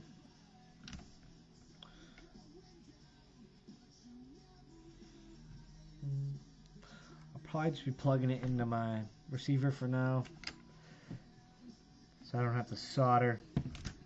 I usually solder the fan mount, the fan wires right to the ESC,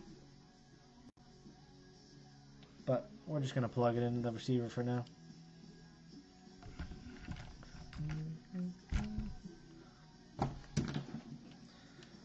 Calls for 2 screws up here.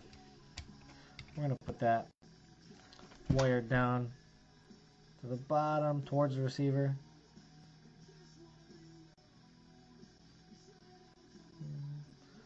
Get those wires in the little slot they have. Just like that.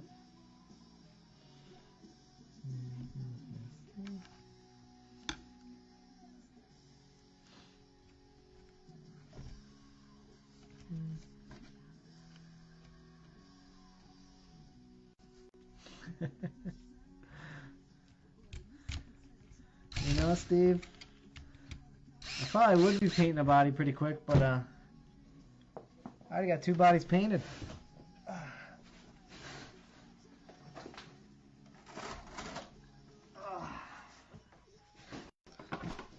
We've got the kit body and the P2, I think. So we're good to go. All conditions. Rain, snow.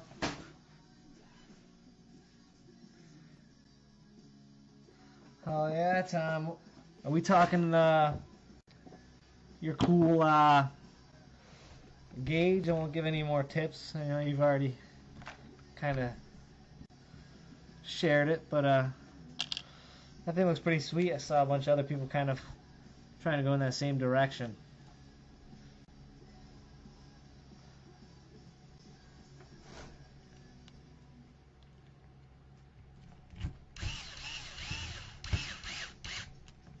Two screws in the fan mount. It only calls for 2, so I'm not sure if the kit comes with 4.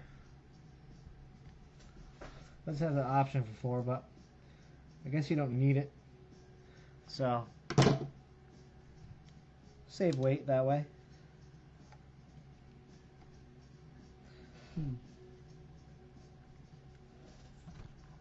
And just like that, that fan mount is on there. It looks pretty sweet with the one up. Looks good.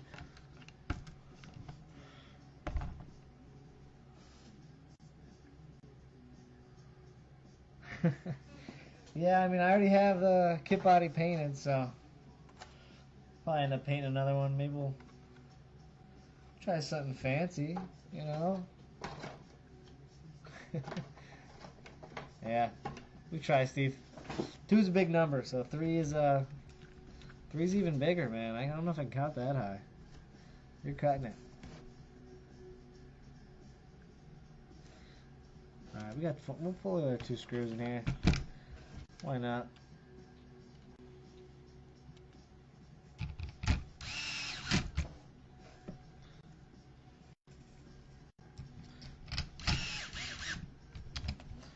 And then we'll throw the extra one that's meant to go in the mount behind the fan.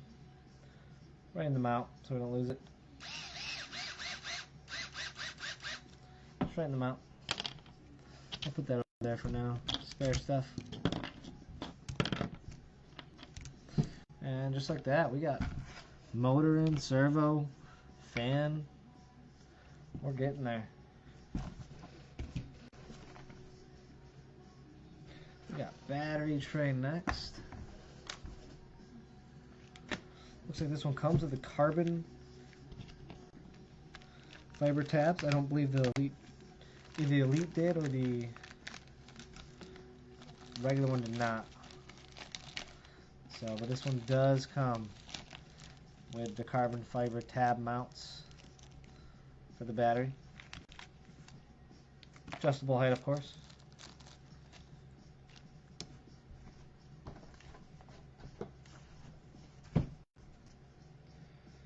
Calls for a 1 battery spacer in the front.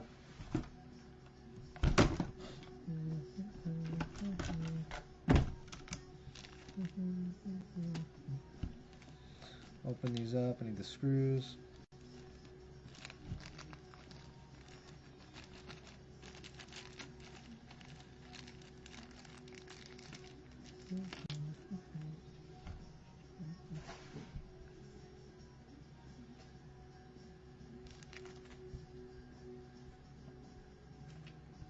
Just like that. And these battery spacers go right in the slots. Nice, beautiful. You can adjust them forward and backwards. On the kind of clay we run, typically the middle position. I know it's a 1 in the front sometimes, 1 in the rear, or 2 in the rear like the kit calls for, depending on the size of your battery. But middle position is usually always used on the clay.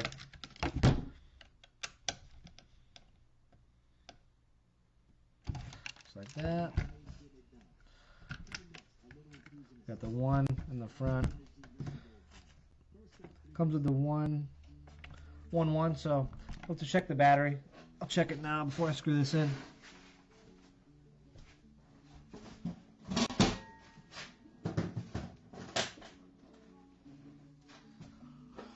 I'm currently using the ProTech Rifkin batteries. Yeah, Steve, I'm gonna use the aluminum rack, but I didn't feel like pulling it out yet, so I wanted to get building, so we will get that in there after. So I think on my batteries, it's a 1-1. 1 battery in the front, One dot in the front, one dot in the rear. It's a good thing to check before you get these screwed in.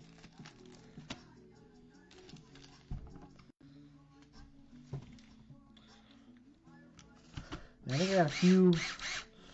Got the aluminum diff, center diff mount I gotta take out of there. Steal it. I got the steering rack. I need to pull out of the other car. It's aluminum. It is the V1, not the V2. That is a note to make. The V2, a little more calmer steering. V1 does a little more initial, more mid corner. But they do have the adjustable holes, so it depends on which holes you're running. And we run the short pack, so we'll most likely be the other spacers, but we're going to throw this little battery pad in the side guard it shows.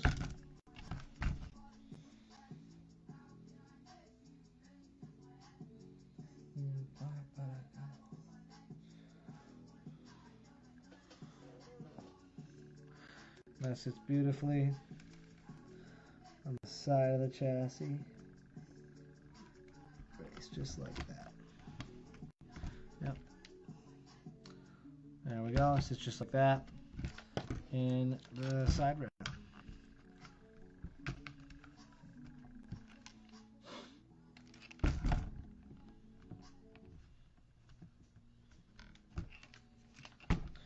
Alright. Next is, so I'm using the short stubby ones. There is the long ones.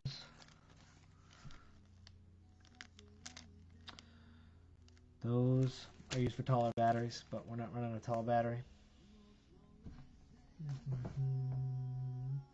So there's a small screw that goes in the bottom of these.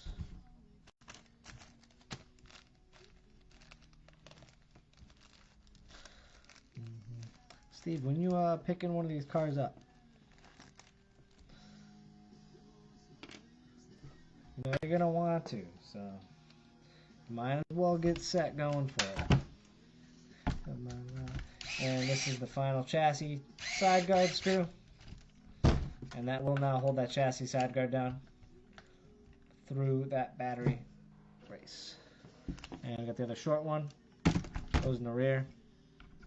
Show you right here. So one front, one rear. They screw from the bottom.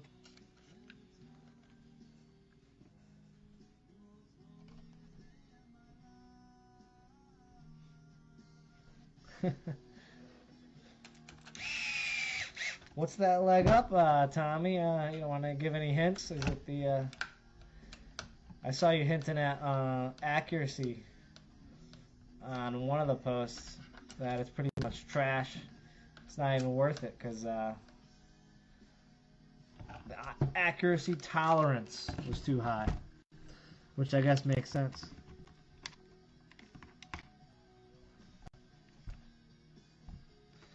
Couple weeks, Steve. You know, a couple weeks we're gonna be in the A scale season, ripping some nitro, and you're totally gonna miss the 10 scale with the new 4-wheel.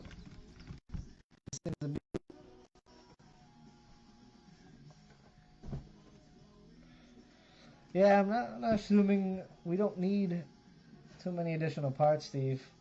I did buy the additional carbon trays, but you can pull them out of the other car. All I'm running is the Kashima shocks extra.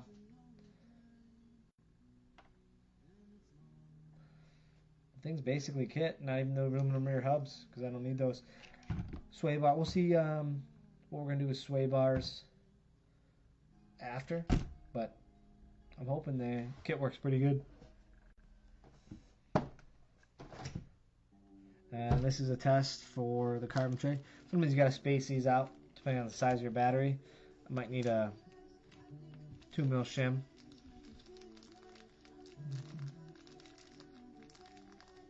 And my package has been delivered. Nylon nuts. We love colored nuts. Got some titanium colored nuts they just got here. We're gonna have to replace those everywhere, a little flashy. And with these two, there's a chamfered side. Always goes up. Yeah. Guess you're right, Steve. You know, we always end up getting more parts. Doesn't matter what car it is. We're always buying extra stuff.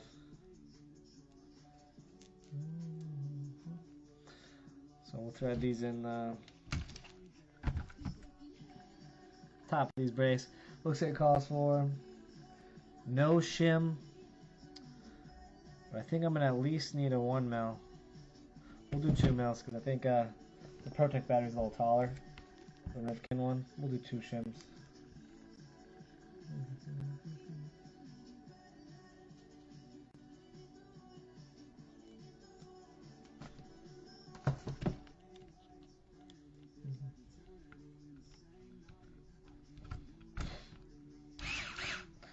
This goes down the top there. Don't want to do too tight. These do need a swivel, so they need to be snug, but still be able to move fairly easy with little force. So swivels nicely, not too tight. And I want to check with battery height. Yes, he's still short. I wonder if the tall one would be the call.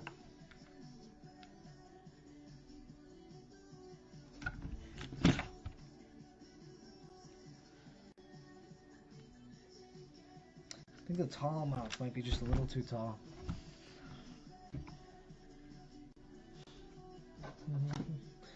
We'll adjust this later at the track. We'll get a height after. We're just gonna get this built, but we're just gonna throw 2 mils on both sides. Looks like it comes with a few spacers. We'll throw 2 mils on both sides, and we'll call it that for now. Just depends on the height of your battery.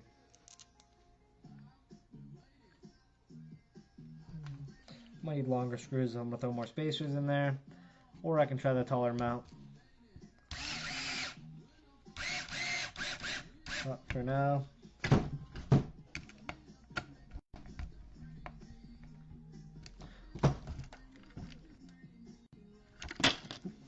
I'll need a C-run. So we have the carbon trace, or carbon battery post, 2 spacers under there, short mount. Might be able to run the taller mount, or put more spacers in depending on the size of the battery. The Protect's a little taller, has the battery inserts underneath it, so it's just a little taller. Oh. I got you, Tom. You must be talking, are we doing I'm guessing, camber and ride height, which actually would be nice because they're only doing ride height, so that would be one universal tool that would be much nicer than trying to carry around a bunch of different tools, so that'd make things easier.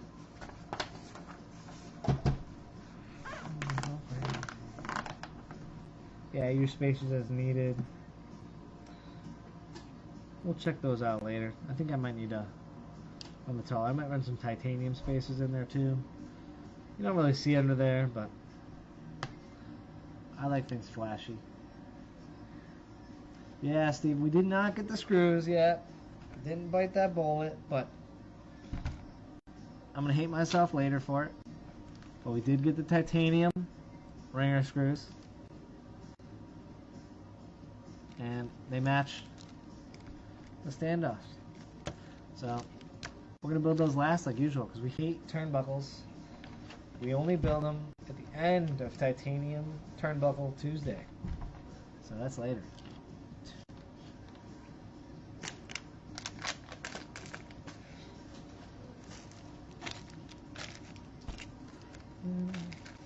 Alright. We got bag number 4 here. Let's see what we got next.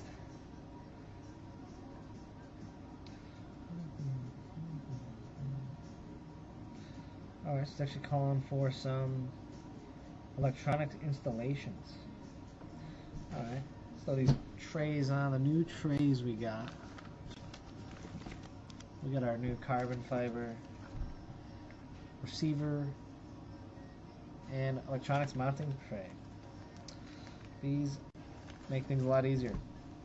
And like I said, I think the milling of the chassis actually affects Shouldn't affect the sticking of the ESCs and such, but it just looks a lot cleaner on the tray.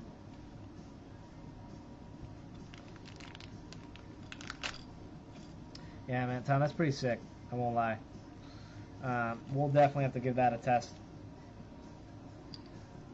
For sure. Is that why you're going up to DPRC to give that some tests? Yeah, Steve, you know, someone has to handicap us, you know. It's just, you know, we got to be handicapped. You got to run the heavier screws. Can't be too fast on the box. They'll catch on to the speed of the new car. A little bit of Loctite on the book never hurts. I throw a little Loctite on these usually, on these servo, because it is a little piece of metal in there. It will sit. There's a little recessed part in there. It will sit in like that. And it screws to the bottom.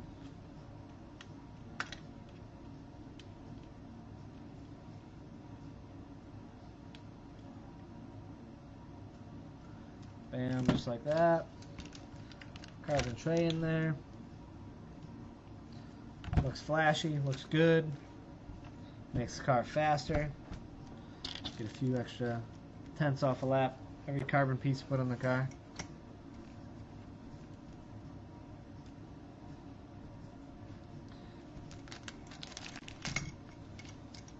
And yes, I use a X-Acto blade by itself. Risky, very risky. Painting bodies though, I'm used to using them all the time, so I'm used to cutting myself with painting.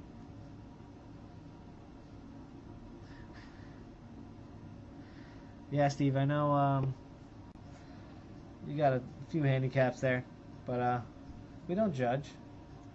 We keep that low key. Don't want to hurt anyone's feelings.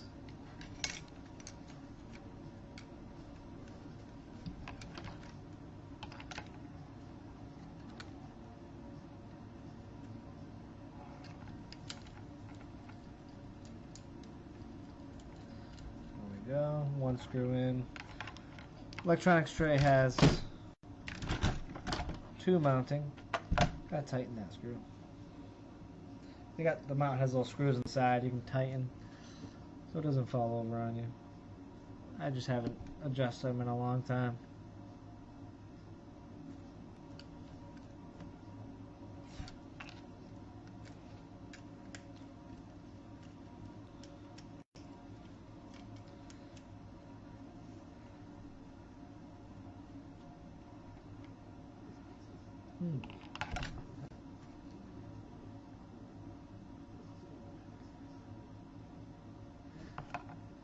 Yeah, man. Yeah, I hope it works good, man. That's a really cool idea. We don't really go too much lower than like 11. I don't think anyone runs. Maybe people run down to 10. I'm not sure. 10 to ride it, but I think I was like 11 on 4-wheel and 13 on 2-wheel. So as long as you should be within, as long as you can do, I'm sure. I think I saw it come down to like at least 5 millimeters. So I think you should be good. And man, those look good. Those look so good. Alright, we're going to mount these up. So I got to get my servo, I got to get my heat gun, little secrets. Little secrets to the trade to using this. We're going to use, that one's a little beat up, we're going to use some of this other stuff. Use some of the gray stuff. I feel like the gray always sticks better, but we'll see.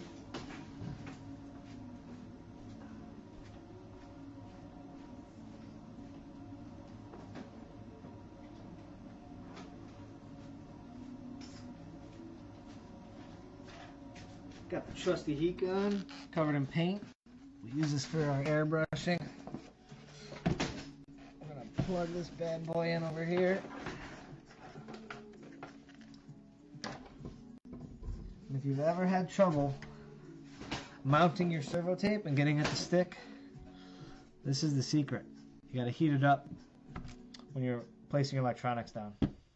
Makes a huge difference. Got a receiver. I just pulled the Futaba one out. It's clean on the bottom, clean down here, so we should be good. But first, I'm gonna run my ESC wire through the bottom. There's a little spot in the chassis to do it. I make sure it's flat, how it's gonna sit.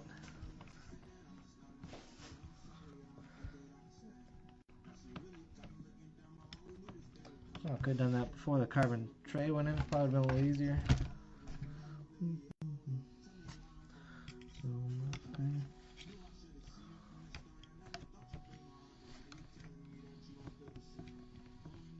Actually, I'm just going to pull the tray out. So if you're putting that carbon tray in,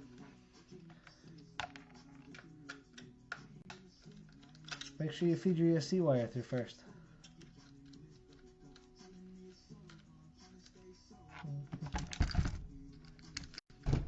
And then bam, slides right through.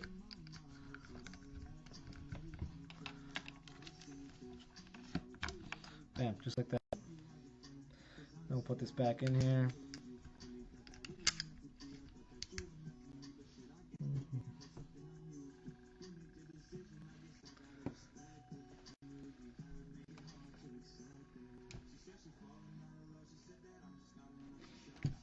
Yeah, I'm not even sure how you would do camber on that. That's pretty cool. You have to obviously think about, I guess if the chassis is flat and like on the, or sorry, if the pit board's flat, you should be able to get some sort of degree based off of that. But obviously that's going to be depending on how flat your pit board is, right? That's going to kind of affect that camber adjustment. So I don't know. I wonder if there's a difference with by pit board, or making sure you have a really flat pit board when you're using that thing. Make sure it's correct. But yeah, 5mm. I think the only time you're gonna have trouble is on-road people. I don't know what they run, but it's like basically on the ground. So I think that's the only time you might run into a little bit of a snafu.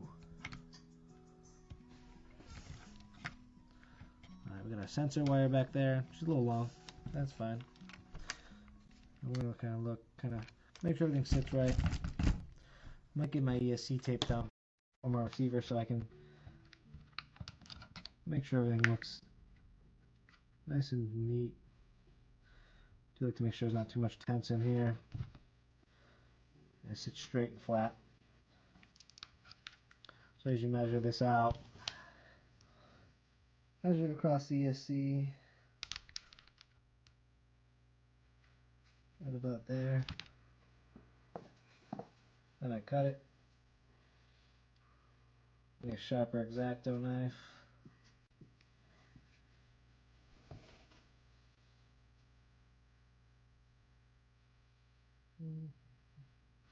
And it didn't even cut through at all. We're gonna need a new one.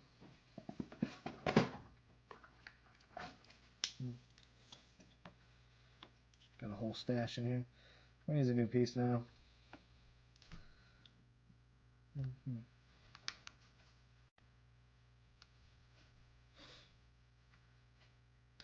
Measure it. Do a little mark.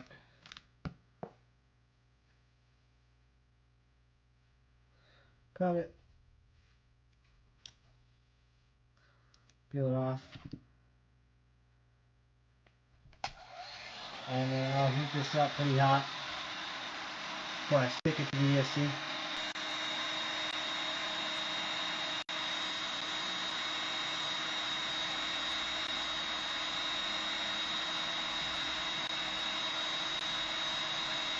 Basically till I burn my finger off, so you know it's good. You can feel it get a lot more flimsy, more flexy, whatever you want to call it. And that sticks right to there. And I will actually heat this again while it's on the ESC.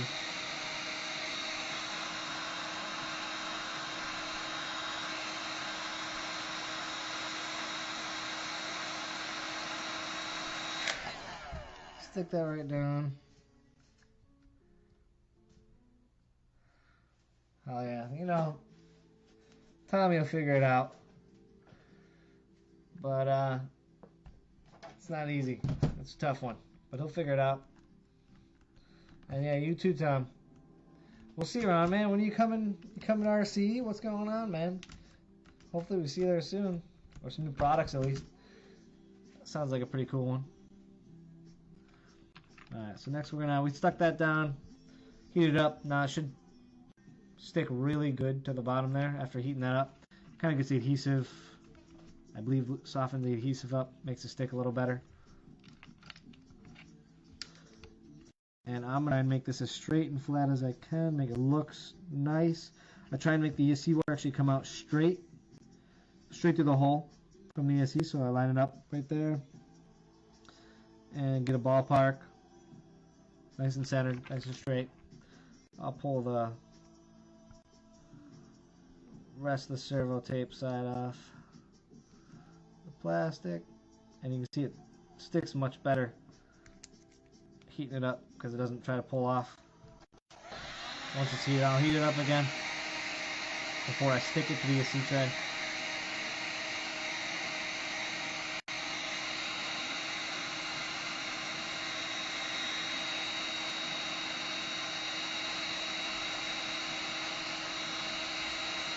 Get that nice and hot.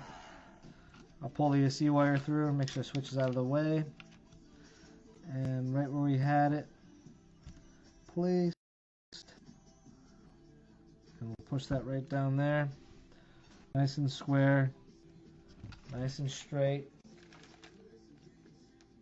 and just like that. ESC doesn't move at all. It's in there secure.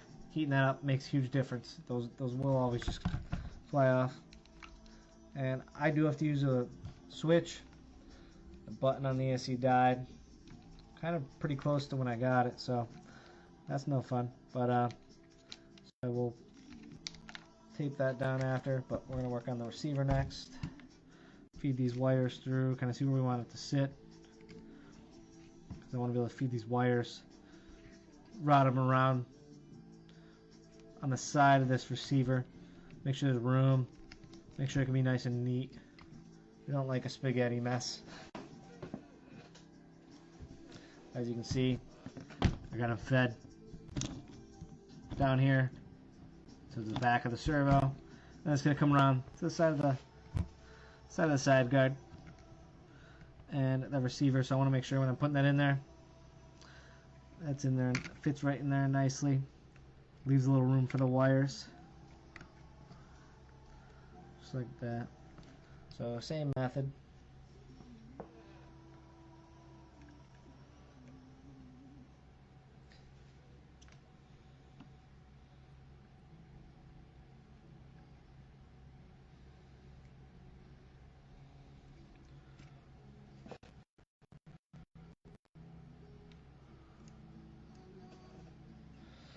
Yeah, Steve, I would, but my old car has no electronics left in it, so that would be quite impossible unless I'm going to buy a whole other set of electronics. But not a bad idea. I know how it feels though, so it shouldn't be too hard to kind of tell the differences between the two. But certainly have to get a different set of tires, so I'll have to glue up some tires before we run Thursday. So if anyone's coming Thursday, they want to check out the new car, I'll have this done for sure. And I'll be gluing up tires, so everyone can check it out while I'm getting those ready. And then we can head to the track and see how she does.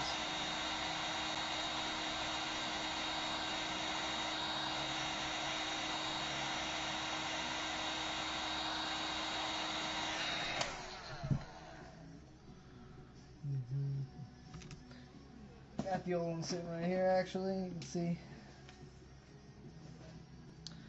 she's got nothing in her. So I'm going to take off this ply tray here, the front tray. Adjustability options. Might as well, I don't know if I'm going to take the steering aluminum off. Probably take off this one. I mean, you can also take the steering rack off too, the steering arm. Just keep them in the box for extra parts. I'm not sure how the new one sits compared to the old one.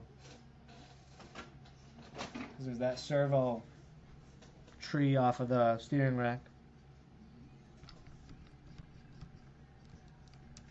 Alright, so that's on there. That's heated up.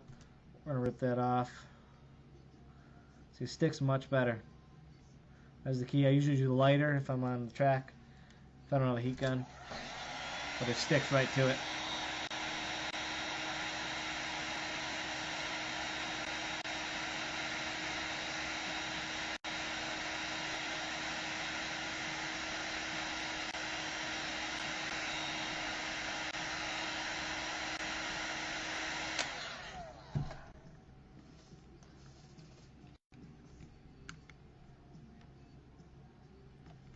Put that in there. Leave a little space for the wire to run around it, but that's nice and straight. Beautiful. See?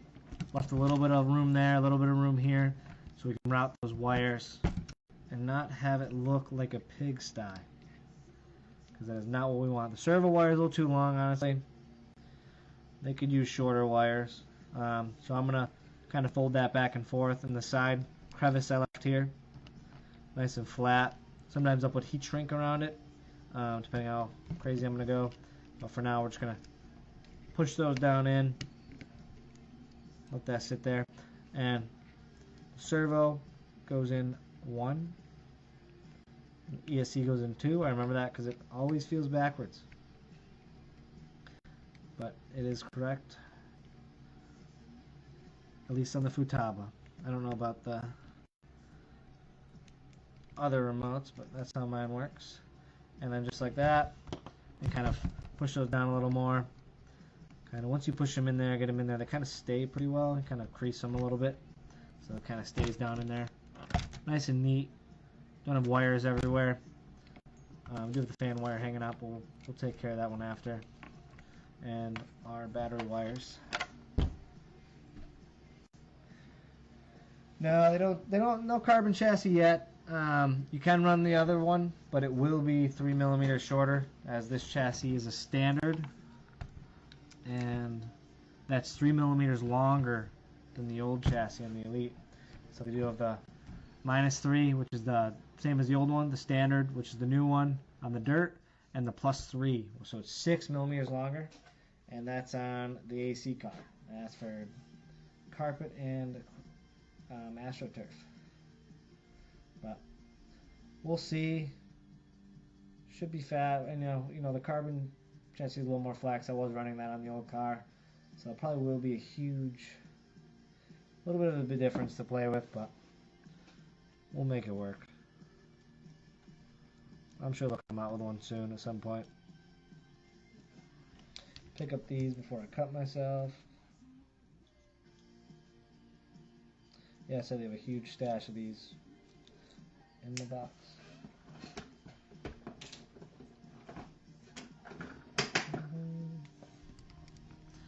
Just like that. I've got one more bag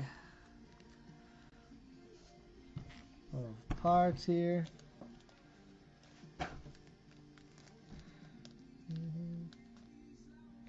Yep, and that is for the battery wires.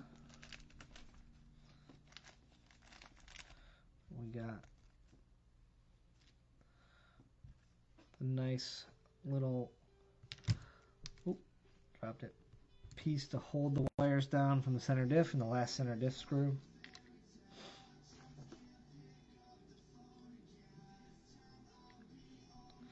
Yeah, I mean, you don't need it anyways on any car, but we'll see. I know for a while I was trying out the aluminum chassis with the small brace here, without the front. So this is running the medium brace instead of the stiff brace, so maybe that'll kind of, factor in a little bit of that, running that other brace. Maybe it'll add a little bit of flex back to the chassis. It is different milling chassis too, so I wonder if there's a little bit different flex factor to the chassis. I believe it has all these milled parts here, so let's see. I don't think I have. Oh, I do the aluminum one up here. It is milled a little differently, so I'm not sure if there's a different flex factor. Might be a little stiffer, might be a little softer. Alright, we're going to put that last screw in, and that holds the battery wires in nicely. Keeps those in place. As you can see, it's routed pretty neatly through here, and I did that originally on the other car.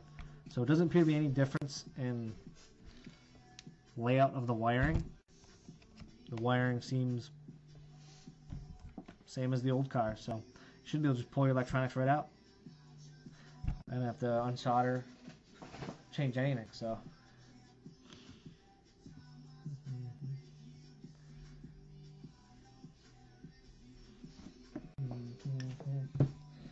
And then, is this for the antenna? I believe this goes just like, we don't need it, so.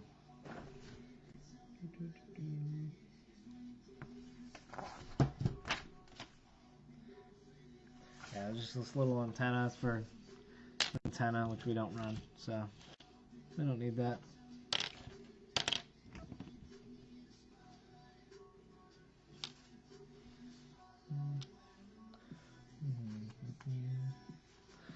Alright, we have the last bit. Ooh, it comes with a carbon fiber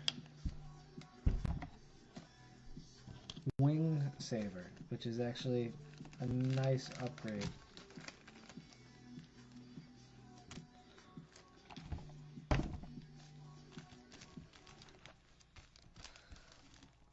So in here we have this nice carbon fiber wing saver.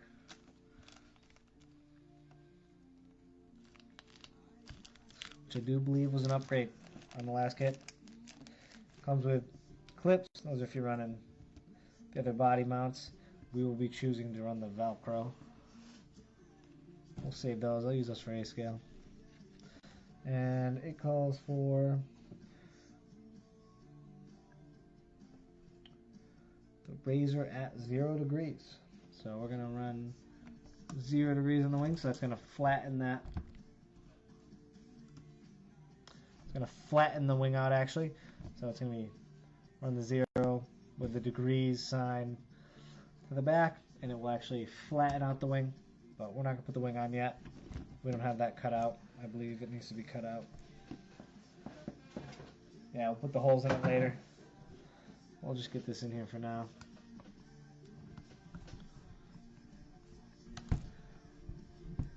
Get that started.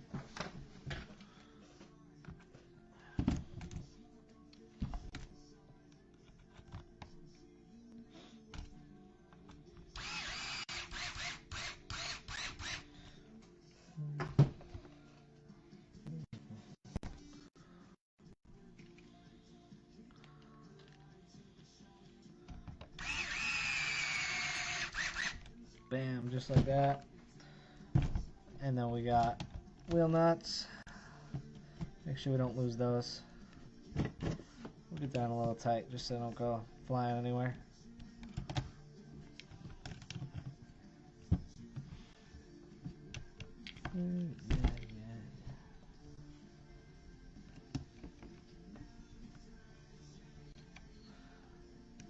Boom. Front ones, skinnier on the front. Thick ones, thick lock nuts on the rear. These ones don't have the locking in them. Boom.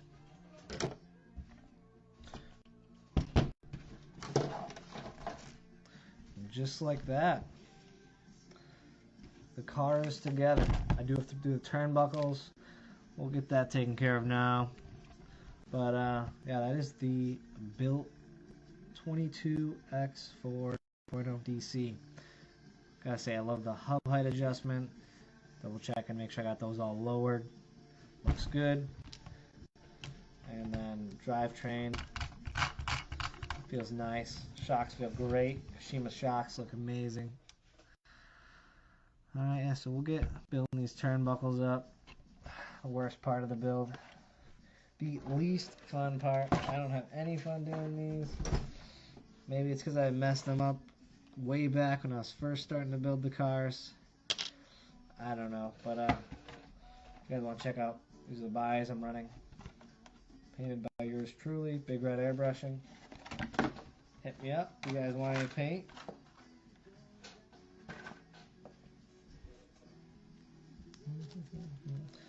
Get this cleaned up a little bit.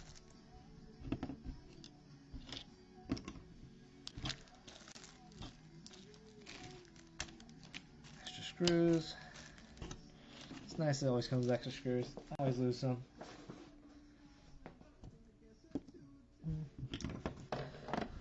Alright, let's see what we got here. So these are the same as the old 22X4. So if you have old turnbuckles, you can take them right off. You can't put them right on, obviously, because the ball cups are different. So you will have to put the different ball cups on. But you can run the same turnbuckles. So officially Turnbuckle Tuesday. We're getting these done on a Tuesday, so worst day of the week.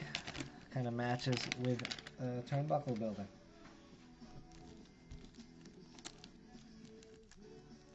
And apparently they come all individually bagged. So it's probably so they don't scuff each other up. Makes sense. You want to show that anodizing on these new turnbuckles. And these are cool. They have the little almost avid sign on them, and that kind of indicates the direction. So that goes forward, kind of like an arrow.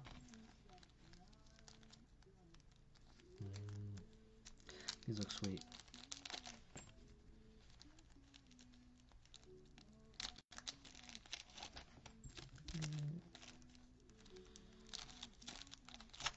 Alright, got all those out. We will organize those by size after. Looks like there's only, I think only 2 of them are different. So that one's clearly shorter. It was the same, shorter.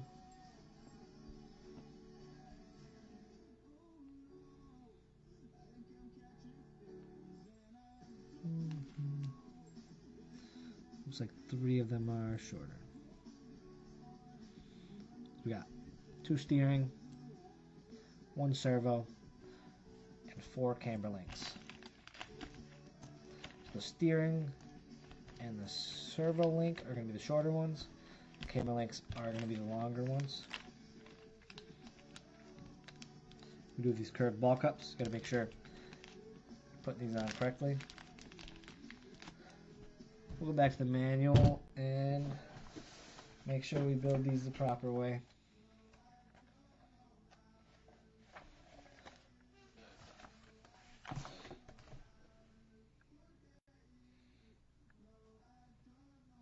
Yeah, so servo link is a shorter one. So we'll start here. Looks like we got, I think these are the same ball cups as the straight ones.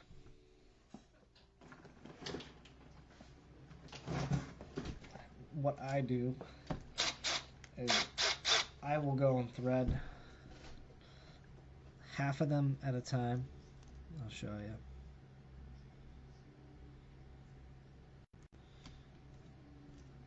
I definitely need black grease. So the kit ones in here is spares. Never know if you're going to need a spare. So I will take a drill, put that on those. Be careful. Obviously, you don't want to get the anodizing wrecked, and also don't want to hurt any of the threads. So I'll go through and I'll put a little bit of grease in all these. Least fun, tedious thing about the build. Kind of wish these would come already built, but then you wouldn't have the customization options of putting your own titanium. It's almost like you wish you could order them with your selection of turnbuckles, you know. I'd probably pay an extra 20 bucks, 25 bucks just to have these. Even maybe if you're getting them from another brand, maybe they carry the turnbuckles too, or ball cups. But it's currently not an option, so we do have to do these ourselves. Just a little bit of grease in each one. Nothing too crazy. Just a little bit coming out the end. I probably put a little too much. But if you ever built turnbuckles without grease in them, you understand why that is a no-no. Alright, so we got 1, 2, 3, 4, 5, 6. 6 there. And we should have one more. Sorry, one more over here. And we got 6 over here. And then we have 2 steering. Just want to make sure you don't mix these up.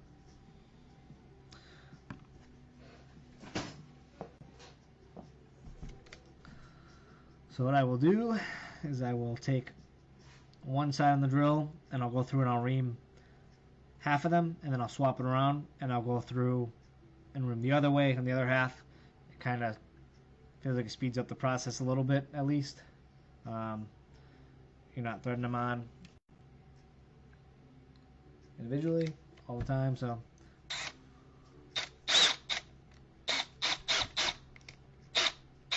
and I did have the old TLR part to hold these, but I don't believe it fits in the new ones. No, it does not fit.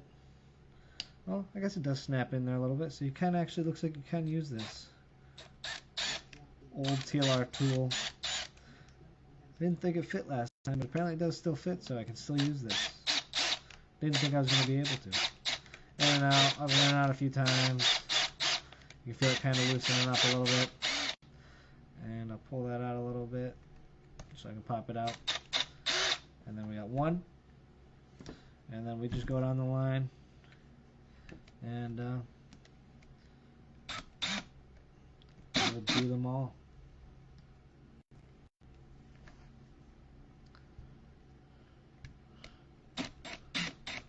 Thanks, Brian. Definitely spent a little more time getting this thing stream set up.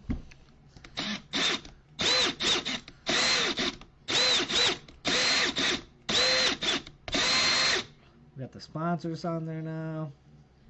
And we upgraded pretty big in one night. We'll see if we want to do some more of these. Just a little wrenching, maybe sometimes hanging out. We'll see. If anyone wants to know anything. Any tips, tech tips? Maybe I have it, maybe I don't. Maybe I can find out myself.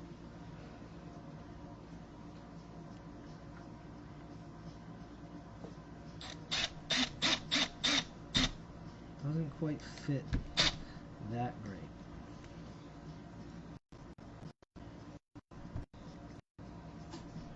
There we go.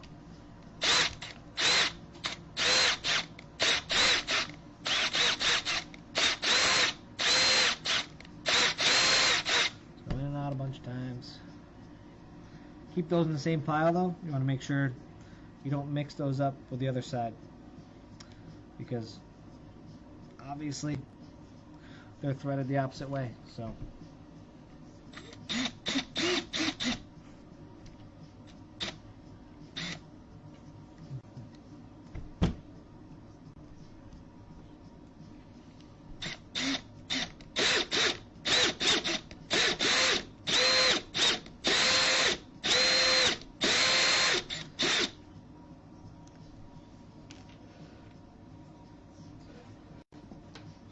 clean it off a little bit, get a little bit of extra grease in there.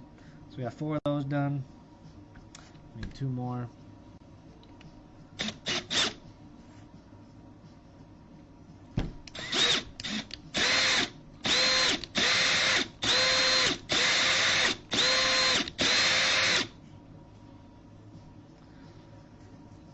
anyone has a better way of building turnbuckles, let me know. Maybe I won't hate it so much, but These are just a pain.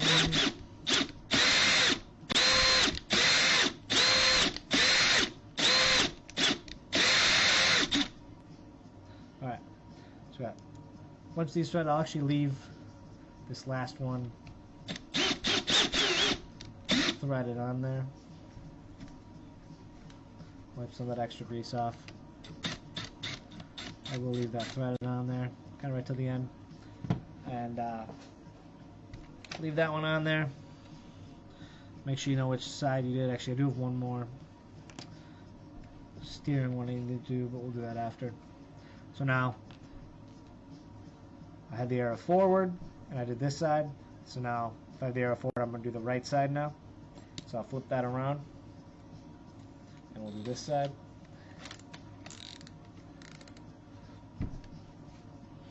We got those in that pile over there. We got a new pile here, and this will thread the other way.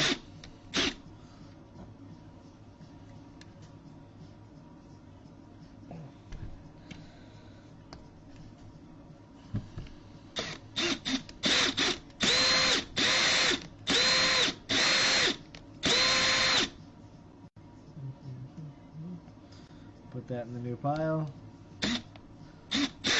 Keep on moving.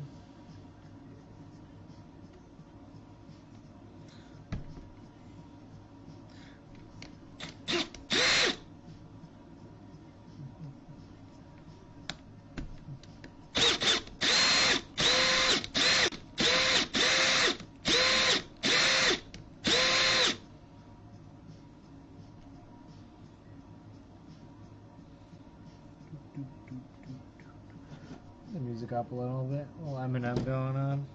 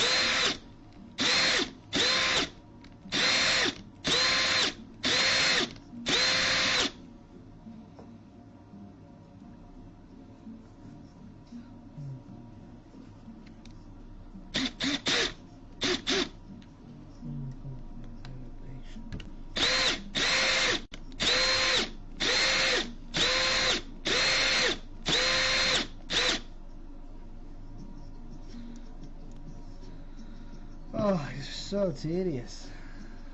But it is what it is. We'll do a steering one. Actually, we'll do that after. I want to make sure I don't mix those up.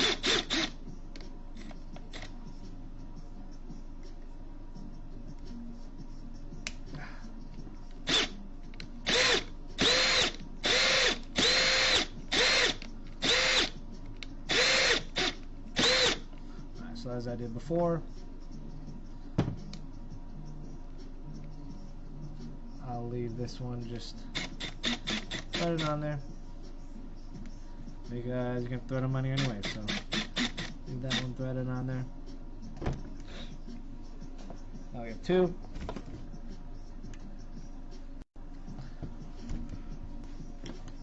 Got two of these turnbuckles. One threaded one way, one threaded the other way, so I usually keep them with the pile that they go with, because you don't want to mix that up. So this one's actually going to go down here. The steering one is, this one's going to be on the you want it facing so the wheel doesn't rub it. So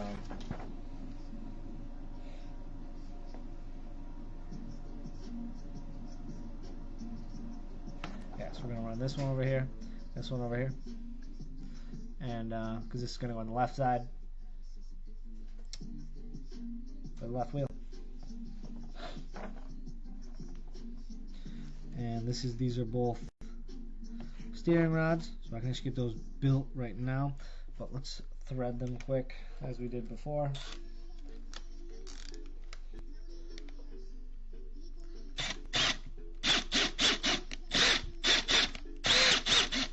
It was a little easier to hold on to. It has a little kind of curve to it. There we go.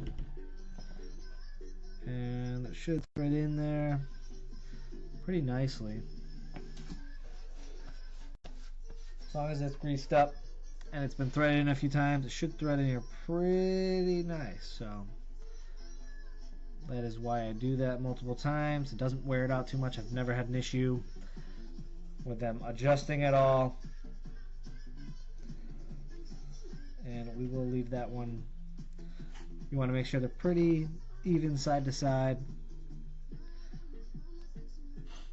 And we'll grab our little wrench. We got a cool little MIP wrench here. Throw that one out. Just I like to make them pretty exact. We'll measure them after before we throw them on the car. Make sure they're all even. But that is that one. It's a steering link. That's on the left side. You can see how the arrow is going to go forward to the forward side of the car, and it's going to be on the left. Just make sure I have that right. 95% sure, but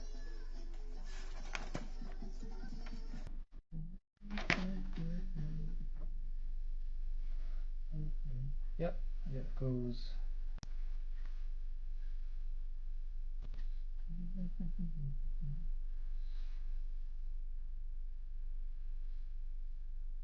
Yeah, so make sure it goes on the tire. So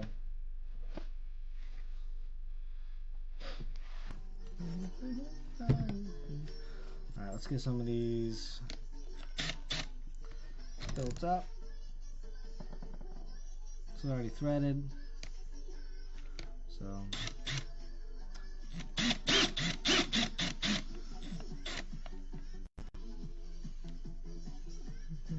I grab that one, same pile. Make sure you kind of know which way they go. Do them all at the same time. This side, the other side I will have to do by hand because you can't drill it, but at least they're kind of broken in. So at least get one side done easier. You have to kind of do the other side a little tougher, but it is what it is.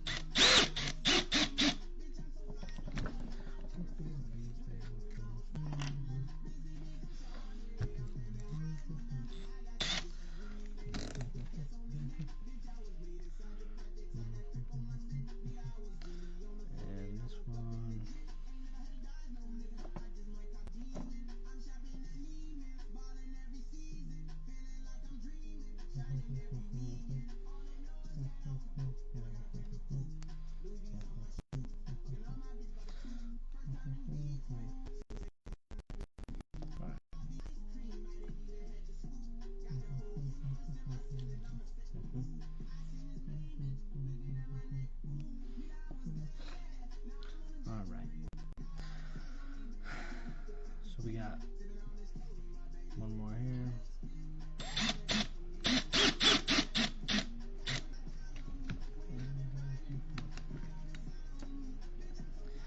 Just got our batch over here. Those are all left-sided. And then you can kind of see which ones are the same length because they will. Shorter ones obviously are the steering or the servo link, so we'll go ahead and make this one the servo horn.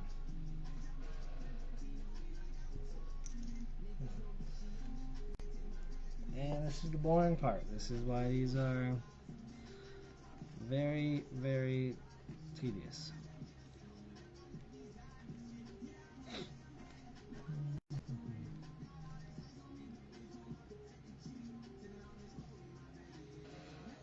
But as you can see, broke it in.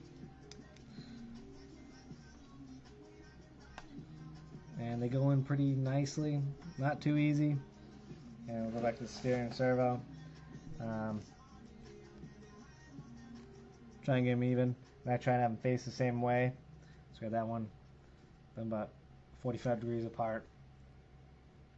You know, one facing that way, one facing the other way. And then I will measure it with the caliper.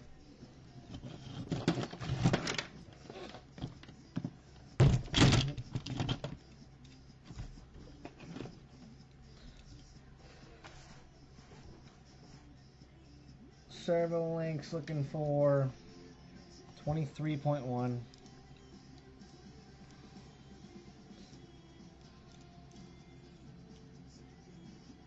We're actually pretty close. So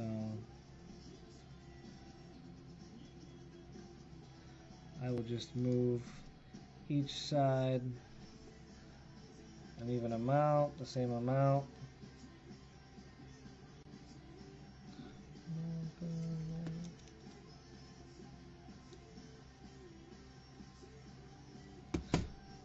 Getting there.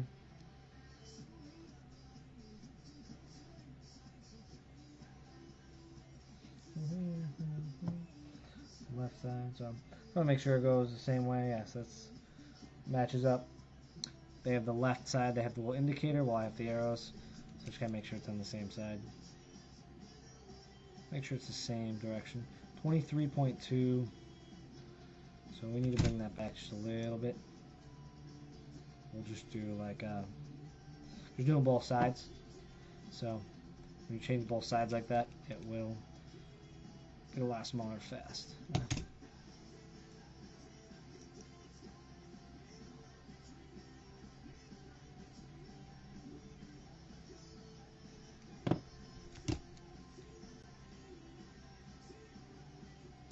And that is really close. Really close. This is why I probably don't like them. I'm very picky. So, yep, right there. Dead on. So as you can see, this will be the servo. We can actually throw this in the car.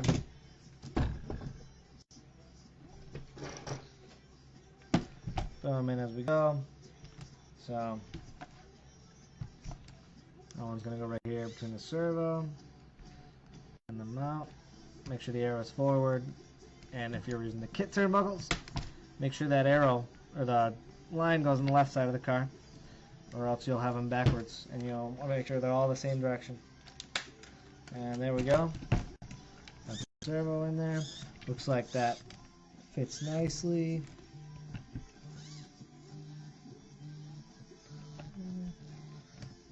I'll have to check the steering throw, but it does. No, it looks perfect.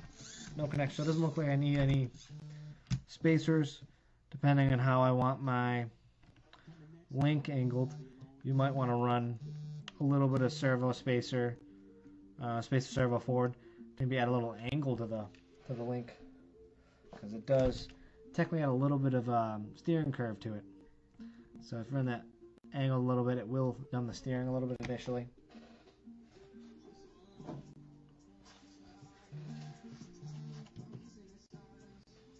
Always spam calls all over the place. There we go.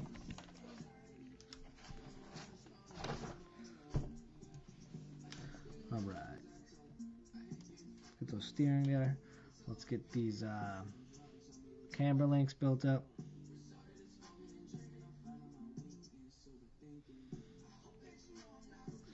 Just a pain in the butt.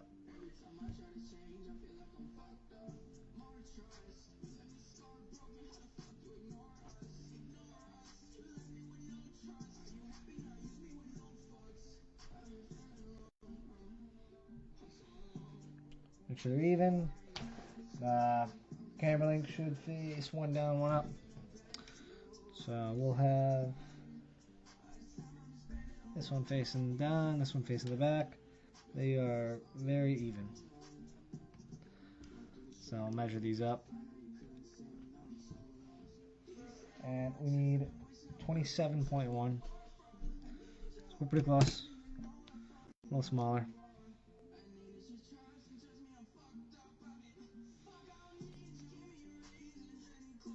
Go about half a turn, both sides. Half turn both sides means we're close. 0.4 off still. So we'll do about a quarter of a turn.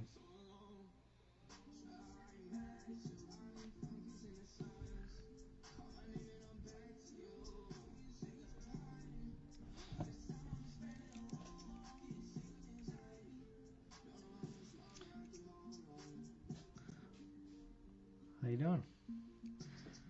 Allison's joined us. That's right on. It's 27. We'll do 27.2. Doesn't quite matter. You're gonna measure these on the car with the wheels, so getting these lengths doesn't matter as much. We're good. We're finishing up. We're almost done here. We almost got the car fully built.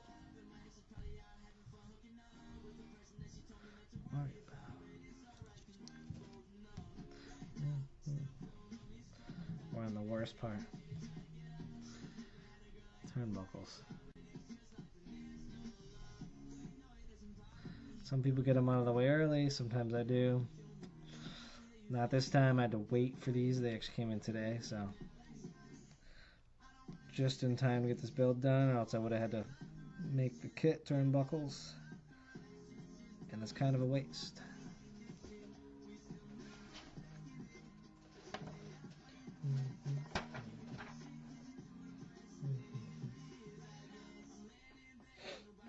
So we'll get this 27.1. This side's a little shorter than the other. Get them nice and OCD even. Just like that. 27.7, a little bit smaller.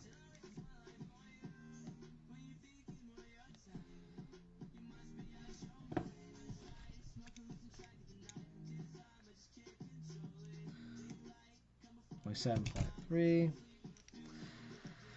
Yeah, Brian, these are awful.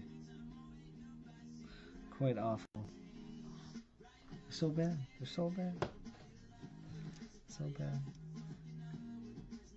Exactly same size as the other one.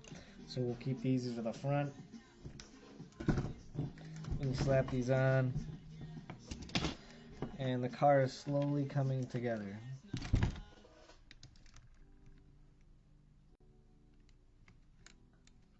Make sure the arrows line up forward.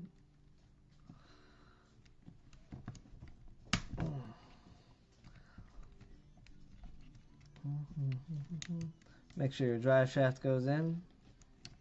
Make sure it'll slap in there. There we go. Got one side in, and these look sick. There we go.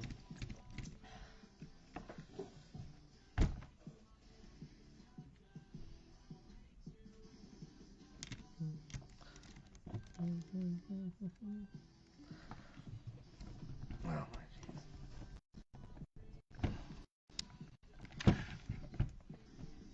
It's the verge of trying not to break them and to push those out.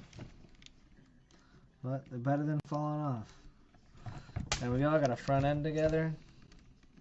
Just need the steering ones, but that is, hold those axles up now. Those shocks feel great. Those shocks feel great. Right, we got two more in the rear. We'll get those dialed in.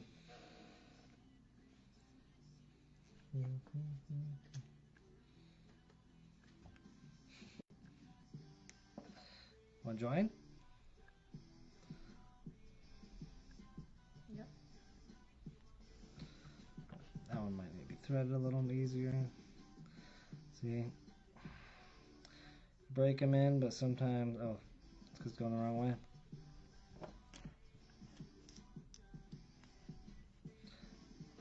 See? Makes it a little easier, I think. You know, at least get half of them drilled in, and then the other side's broken in at least, and you don't damage them too bad. I know that. I actually had a computer on that. Yeah, I got the computer so I can get this all set up. with the 2 cameras and the other stream service. So yeah, Brian, we're doing kit setup. We're keeping it close. We're gonna see how it works, and why not, you know?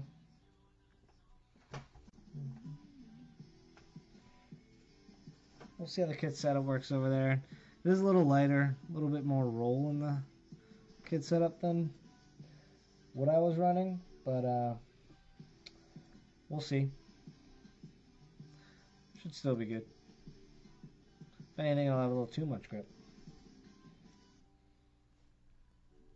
Alright. Let's see, 31.6. Thanks for joining in the worst part of the build, the least interesting, but we're still here. We're powering through. These need like a full turn.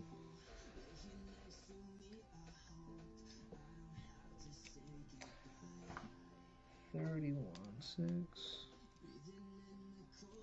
Almost there.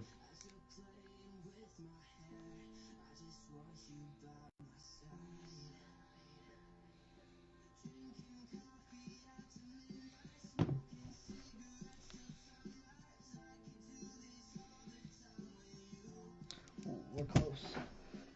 We're close. Like I said, these don't really matter too much either, because these you just set on the pit board. So in reality, sometimes I'll just make them both the same and adjust them, so that's pretty close. We'll leave that.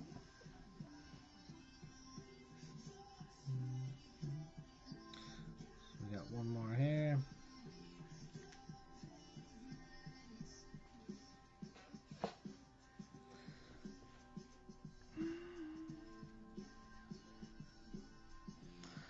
Don't know if I threaded this one enough. It's kind of tight.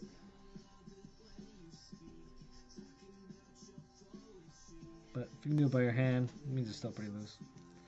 And I'll thread the other one out because I know it needs to be a little longer. So I will take the other side, thread it out to meet the other one. Just like that. And we're right on almost.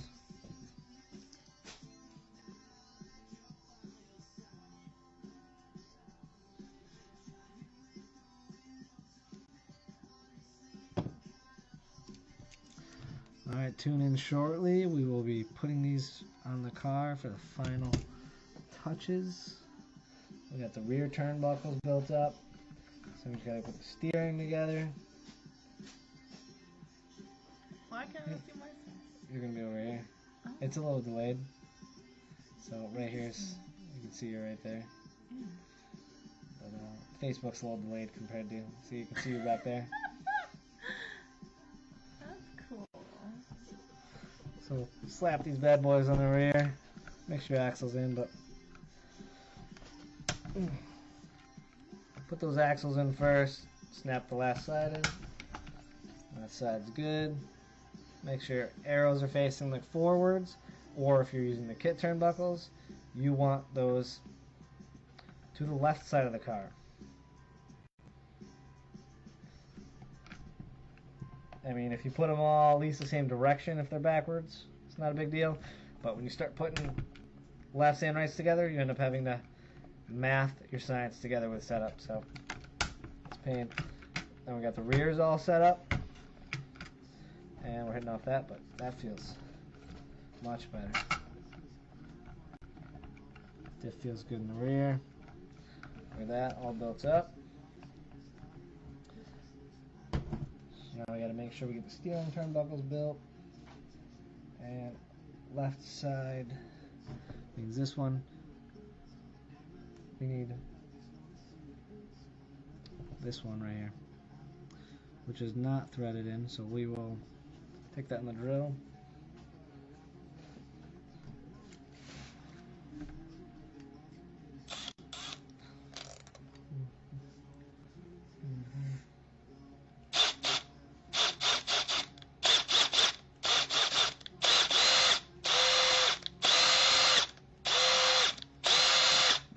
this one. Wipe that down. Flip this over. Thread the other one. And I'll actually leave it. Thread it on this side. Oh, wrong one, sorry. Other steering side. This is going to be on the right side. Yeah.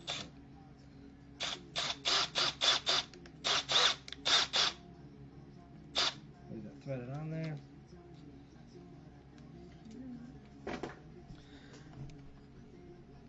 And then we'll thread this side on. Because this is the right side of the vehicle, so the tire doesn't hit on steering.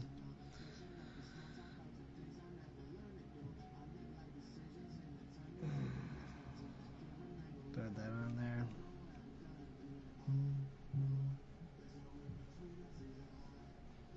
Yeah.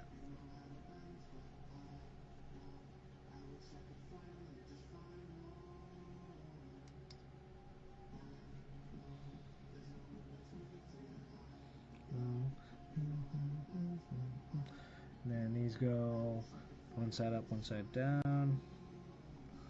Go all the way in. Make sure they're the same size. And 25. These are the important ones. Want to get these exactly the same as each other because these impact your steering. So I want to make sure these are exact.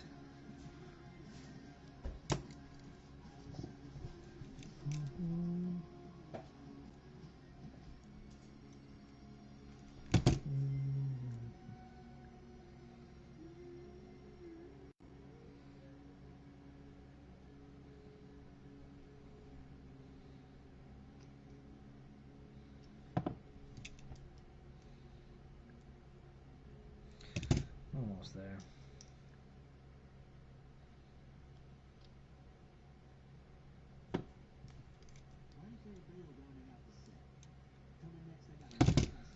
Almost there. There we go. Make sure those are opposite each other because it's upside down on the other car. See if it's too far. Just a tad bit. Just like that. We're dead on. 25.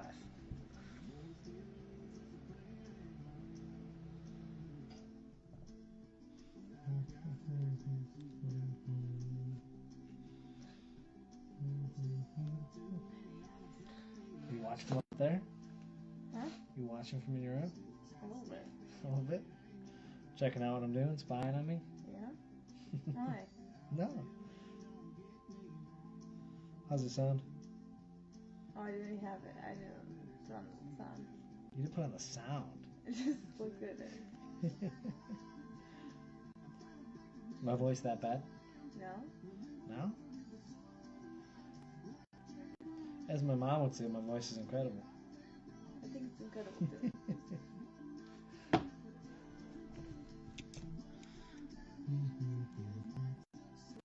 Almost there. 25.6. A little bit more in. A little bit less.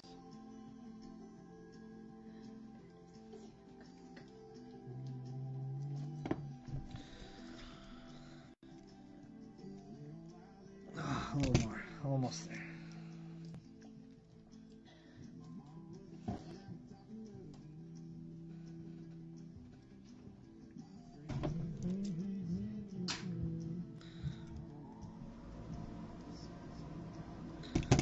Tiniest bit more, and then we are all done with these. Tiniest bit. Bam. Dead on both sides. Alright, there we go. So this is going left side. You see the little notch there, the wheel. And this is the hardest part. Hardest side to get on is the wheel side. That went on pretty nicely actually.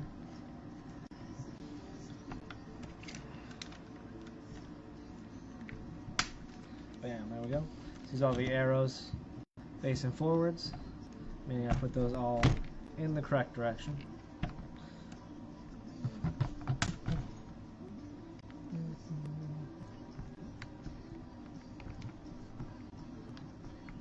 What's up, Eric? We're almost done here. You actually caught me on the last minute of the build. Finally got those turnbuckles built.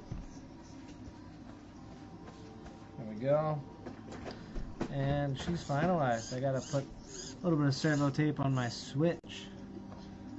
But guys, that is the final product. To the front. New caster, adjustable casters, diff heights. They laid the shocks down a little more than I was running, but we do this new going arms. They look pretty sweet actually, the new go-wings. It does twist the arm a little, I think, so I think it has a little bit of built-in caster into the twist of the arm. So I wonder if it's interesting.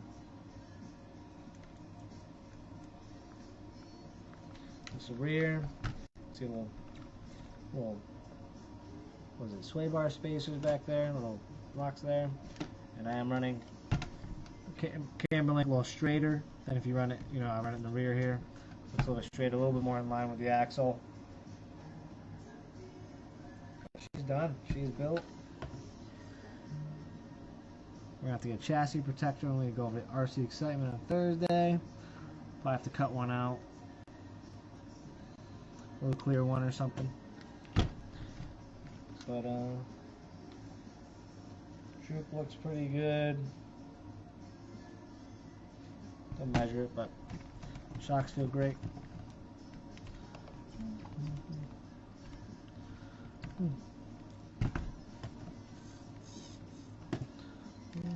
Yeah, she's pretty much ready to go.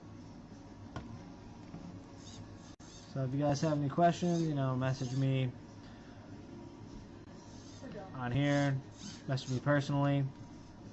You know, if anyone wants to come to the track, I'll be over at RC Excitement on Thursday. Come check it out. But yeah, she's fully built.